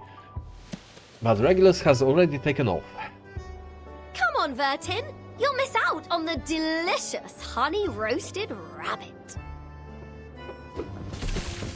She jumps forth excitedly, but something cracks loudly when she lands. Wait, Regulus.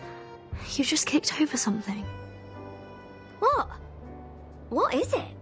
Something for the cattle? Whoever left this here nearly tripped this great captain. Forget it. Come, Vertin! What are you still doing there? 4, do not poke the fire with swords. 5, do not jump over a crossbar. 6, do not cut wood on a main road. Right. The square is alive with joy and activity. The unusual silence and seriousness have been replaced by a symphony of giggles and cheers. Is this like a vision of the future or what? The movie filter in the background doesn't make things any clearer. Aroma of roast rabbit is thick in the air. Barrels of wine are being rolled around and people are gathered, drinking and chatting merrily. Ah, nice wine. Did you make it yourself? Lilia is drunk as per usual. No surprises there. Careful, Miss Lilia. Too much wine can corrupt one's body and will. Besides, you are already halfway through our stock for the year. But this drink you brought is pleasant to the nose. Coffee, you said. I have heard many things about it. Oh. Bitter. Yep. Poor guy. I was expecting more from a man of your size. She goes to a barrel to fill her cup. For God's sake, Regulus, Keep an eye on your first mate here. Wow, he's so out of it right now. How do you get an apple drunk? It appears that this apple's abstinence from the bottle will have to begin anew. Alright. Vertin, finally! I was looking for you. 37 waves from a distance, Sophia at her side, arm in arm. Can you explain this to us, 37? Hello, everyone. We have a big announcement to make. Sophia's just completed her proof and found her number. Wings flap from above. 7, do not enter the hall in new garments, enter the hall from the right. Oh, don't worry about the swallows. They're going to fetch 6 for us. 8, do not keep swallows around your house. Huh. He's napping in the Hall of Aperon. An excuse to not join the party. Not so fast with the announcement, 37. People will find out sooner or later. Thank you for helping us, Vertin. We wouldn't have made it without you. And I look forward to our continued collaboration with the Foundation. No. None of this makes any sense. Yeah, it doesn't, does it, Vertin? 9, do not sleep on a grave. 10, make the bed as soon as you wake up, leaving no imprint of your... Enough business. People are having a party here. No imprint of your body. Okay. Those are all the commandments of the people on the island. The pirate comes over with a platter of rabbits, smiling as if England has just won the World Cup. Well, what do you say to this lovely captain who just picked up some food for you? I've got questions for you, if nothing else.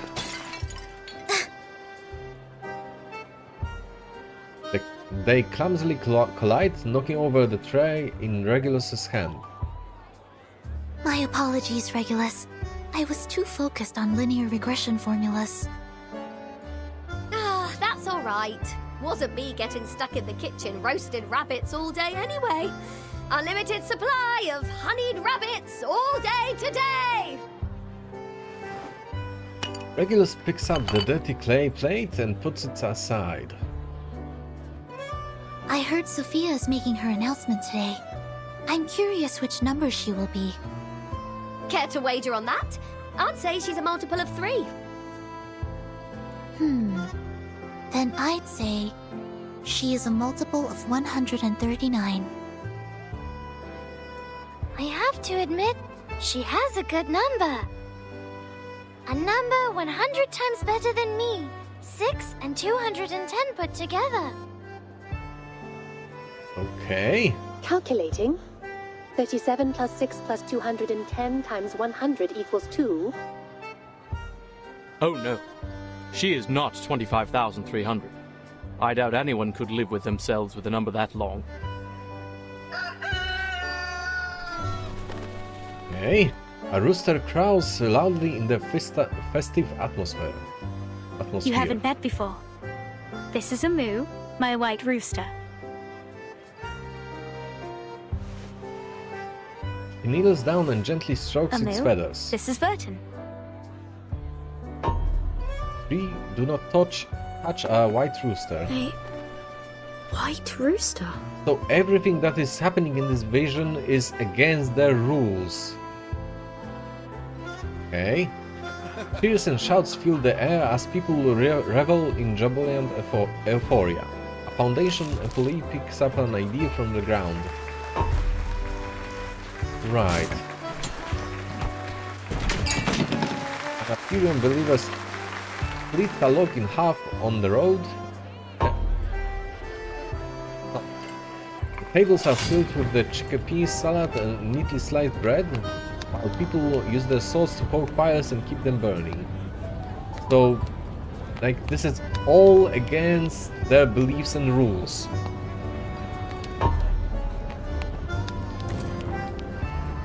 Flames burn fiercely, casting no shadows. Something's not right. None of this is right. Something's happened on the island. I must still be in the cave. Right. A churning anxiety fills the chest. The once joyful scene now takes on a surreal quality.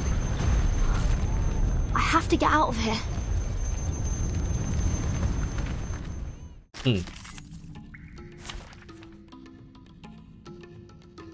What are we fighting? A Black Bean King? The hell? Okay, I'm not even trying to question it. Checker. Let's just obliterate it, whatever the hell it is. This should be easy. Critters eating beans and a white rooster. These are supposed to be taboos on the island. Is this an illusion brought on by the fog? Or a new trial? No, something's not right. The flow of arcane skills on the island has changed. I need to get rid of them first. Righty, so and standard procedure of No worries. Easy, these skills should do it. And that's that. Can we do it in one round? Probably. Please, don't resist. Thunder Talisman, scientific version! Yeah, I'm more of a boss fight than the boss itself. In this case. There we go.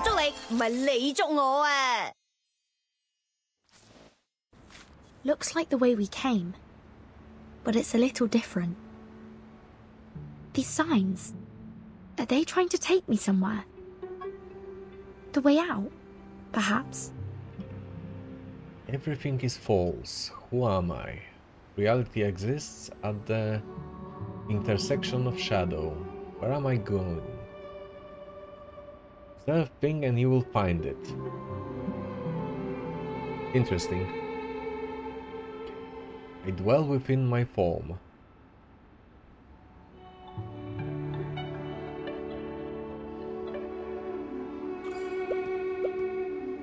An ethereal scorn permeates the air. There is no option but to continue on.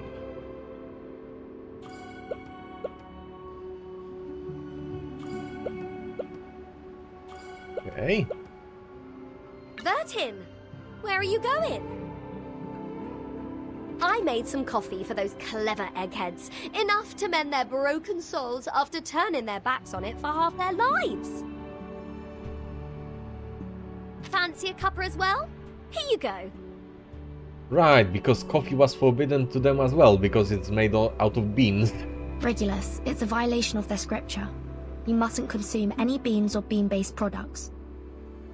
Yeah, the great sacred scripture again. Hey, think you can just walk away from a pirate without breaking any rules? Let's see you try. Ha! Now you must have the beans. Or you can pick them all up. According to their rules, I'm not to eat things off the ground, or pick them up for that matter. Though, this mountain of beans isn't going away by itself. Fortunately, it doesn't appear to be too stable.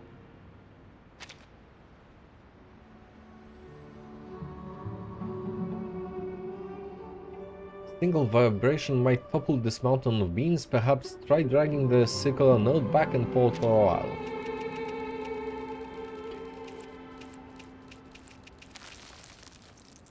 Okay.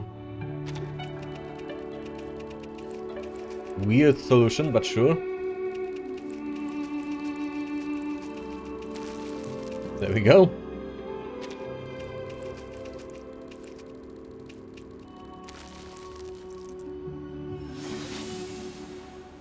An illusion of a coffee bean mountain like this is almost as cliché as a pirate with a hook for a hand. Something like this could never hold up to skepticism.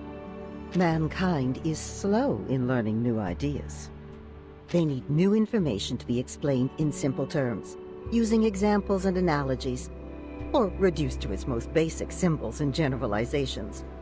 Eventually, once they've gotten used to the formulas and outlines, they may just see below the surface and find the deeper essence waiting there. What about you? What do you think is your essence? Are you any more significant than a pile of coffee beans?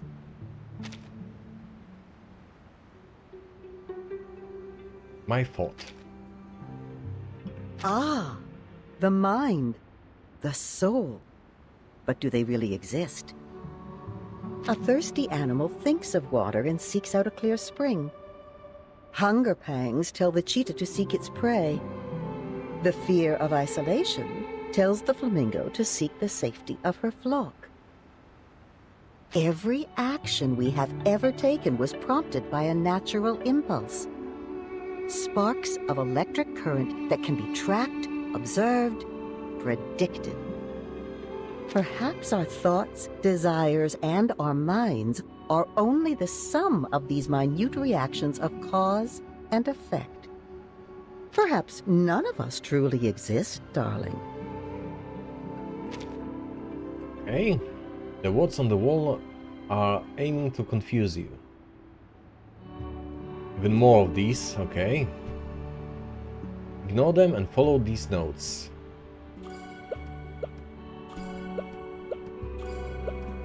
I'm expecting more weird tests ahead.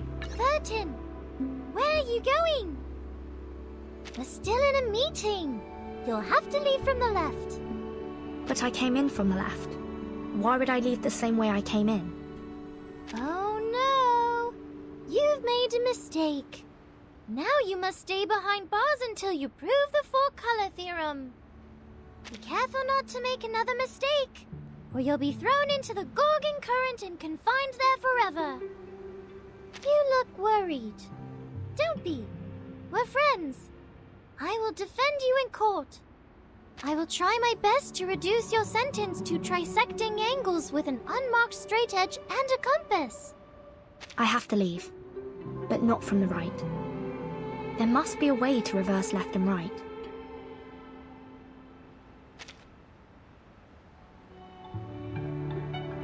Upside down. Okay, that works. So then left or right can be reversed as easily as changing your frame of reference. How can we hold people responsible for their actions when we use such malleable definitions?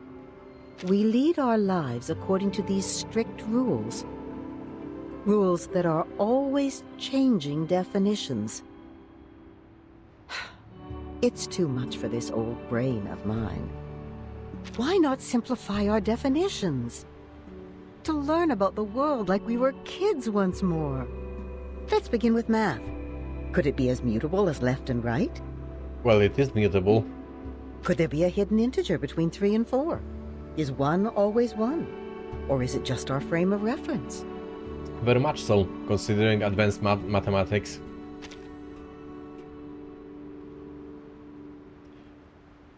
You are right. Then what? Then math itself might just as easily be toppled. But if so, then the argument that toppled math might itself crumble, like so many coffee beans. Whenever a doubt is raised, it too must be open to skepticism. And so, doubt follows doubt, tumbling down. Once set in motion, you cannot escape total collapse, except to give in and find something to believe. Okay, now we are following triangles apparently. What's the next test? Timekeeper, are you leaving the banquet? Perhaps we might go somewhere quiet. I wanted to speak with you about linear regression. Terribly sorry, Sonato. I really must be leaving. Wait! Perhaps a more impromptu debate? I have some fresh ideas about our past discussions. Could I trouble you to help me refine them? The storm is gone. We have time to enjoy life again. You don't have to keep checking your watch or your task list anymore. But time still is against us, and I haven't any left to spare. Not even to explain myself to Sonetto. I hate to be rude, but I need a moment of peace. If only I could turn everything silent.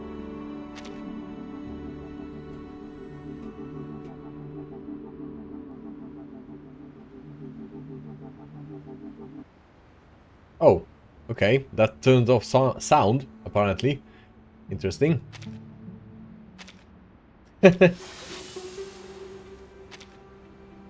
I said, if you are going to stick to your plan, then you must value your time wisely. Don't get caught up in idle conversation. Be firm in your determination, but careful not to go too far. Otherwise, your silence may be taken as a slight. And should they retaliate, what then? That's no peace, but a silent war. And peace will not return until one side concedes, even if they are blameless. Doesn't that seem unfair? There's no other way. There's no other way. How decisive young people can be. You don't stop to ask who ought to take the blame, or if it is right that the innocent concede to the guilty. You only want peace, and damned be the costs. We can only hope that your snap judgments will always choose the right side, darling. Okay. Another test, I'm guessing. Who is it this time? Oh, you're still here, Vertin. I thought you had disappeared completely. I was hoping I might talk to you about my number. Oh, it's her, alright. So sorry, but I really do have to leave now. Please. I think you may be the only one that can help. It won't take you long. 3, 6...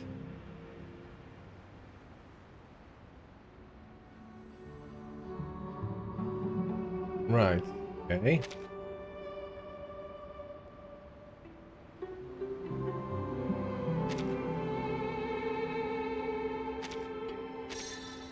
Six. A perfect number. But it isn't my number. Let's try again. Reset the calculation for me. Back to 0. Put an asterisk and 0 and we can continue.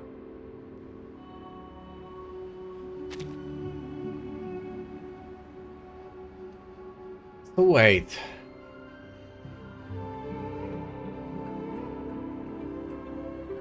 Okay, put in 0. There is your 0. 111.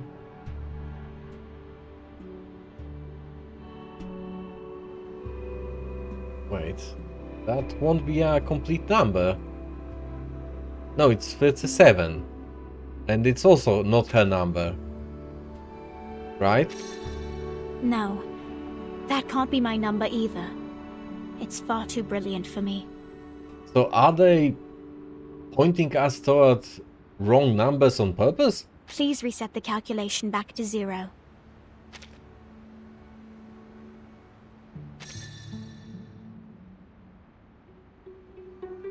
Two times 3 times 5 times 7. So 6 times 5, then 30 times 7. 30 times 7 is 210, right, and also not her number. So are we going through all the numbers that we know? I know 37 isn't a fan. Still, I would be honored to have an integer like that as my number. Let's try it one more time. I have a feeling that together we can find the right number for me. 2 times 3 times 7, right? 0 again. Oh, the how are we walking with now? A String of irrational numbers. I think I ought to reset this. Enter 0.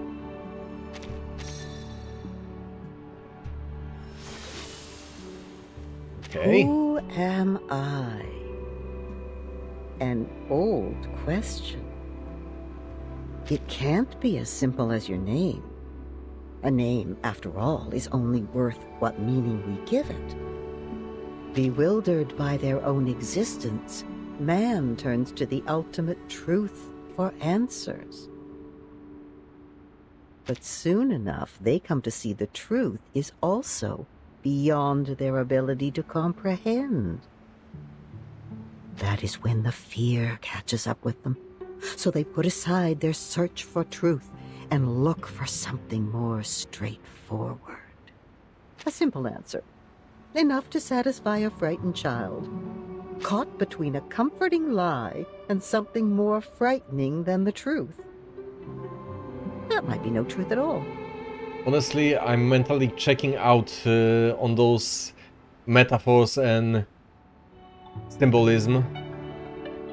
They crammed a lot of it into this whole sequence. And if that is so, how can we know who we are really? I am who I am. Very good. Perhaps the truth lies hidden in the question. Hold tight to that answer, darling. A bit of elderly advice. There is no greater treasure.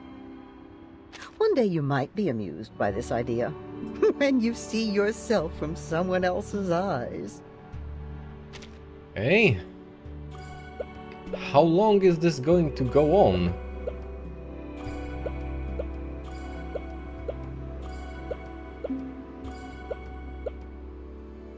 And there's the door. Okay.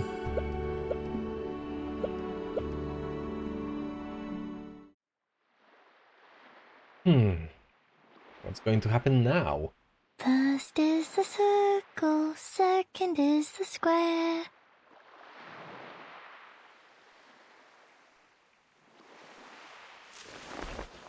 "37? Is that you?"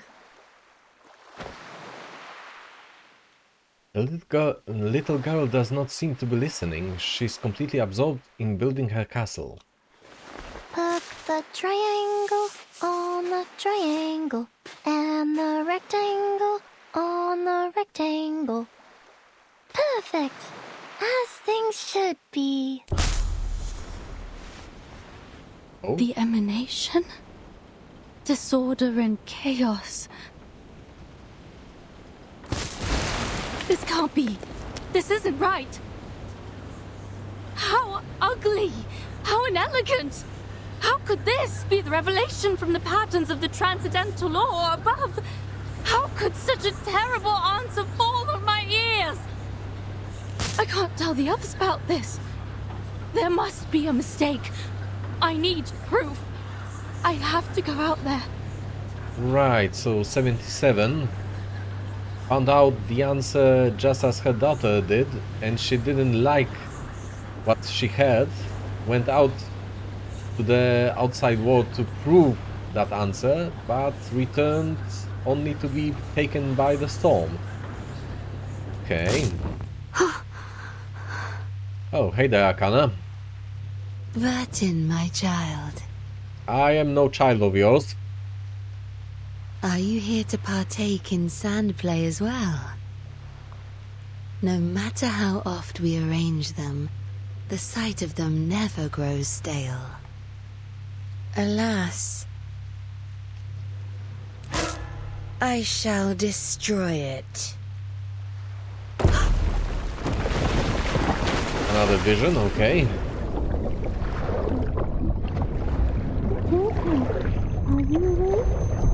I don't know if I am at this point. Consciousness is snapped back to reality.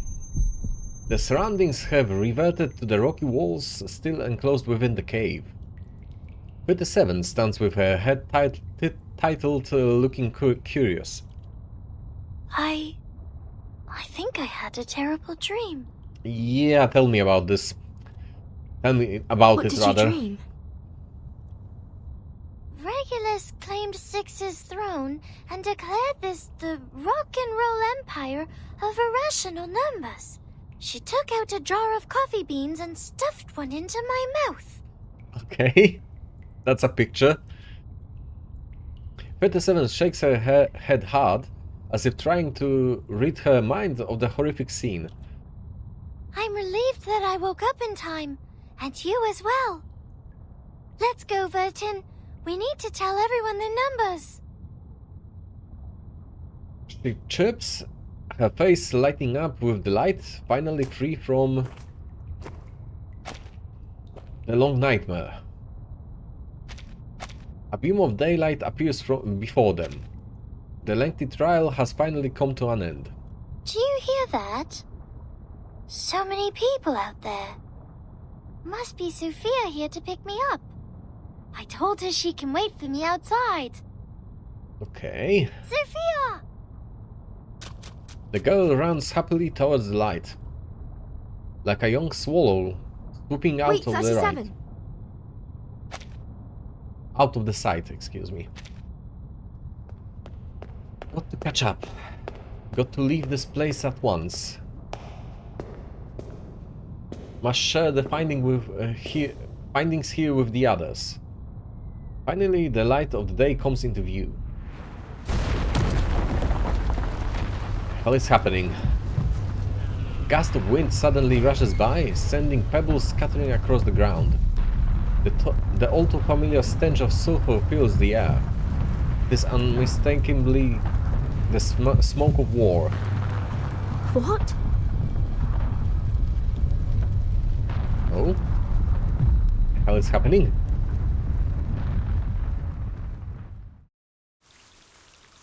Oh. So you are going to do it like this? A cliffhanger? Well then.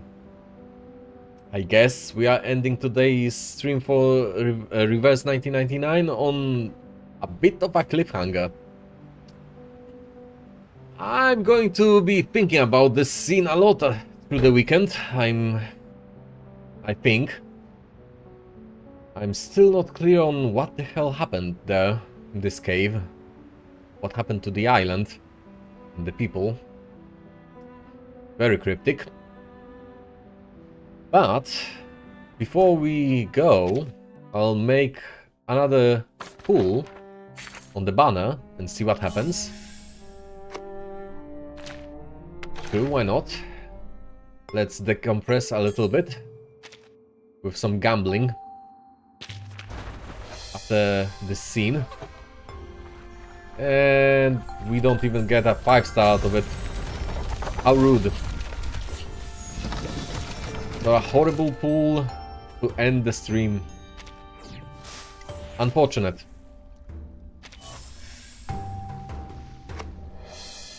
Alright, so I'm out of currency after this. So, I'll be taking like half an hour break, more or less, to eat something quickly.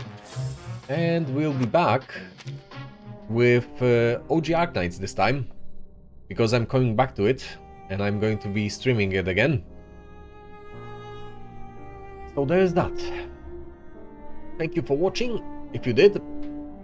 And if you want to catch this stream in its complete form, it will be up on my YouTube channel, which is linked in the description. You can also write in chat exclamation YouTube to get the link to it.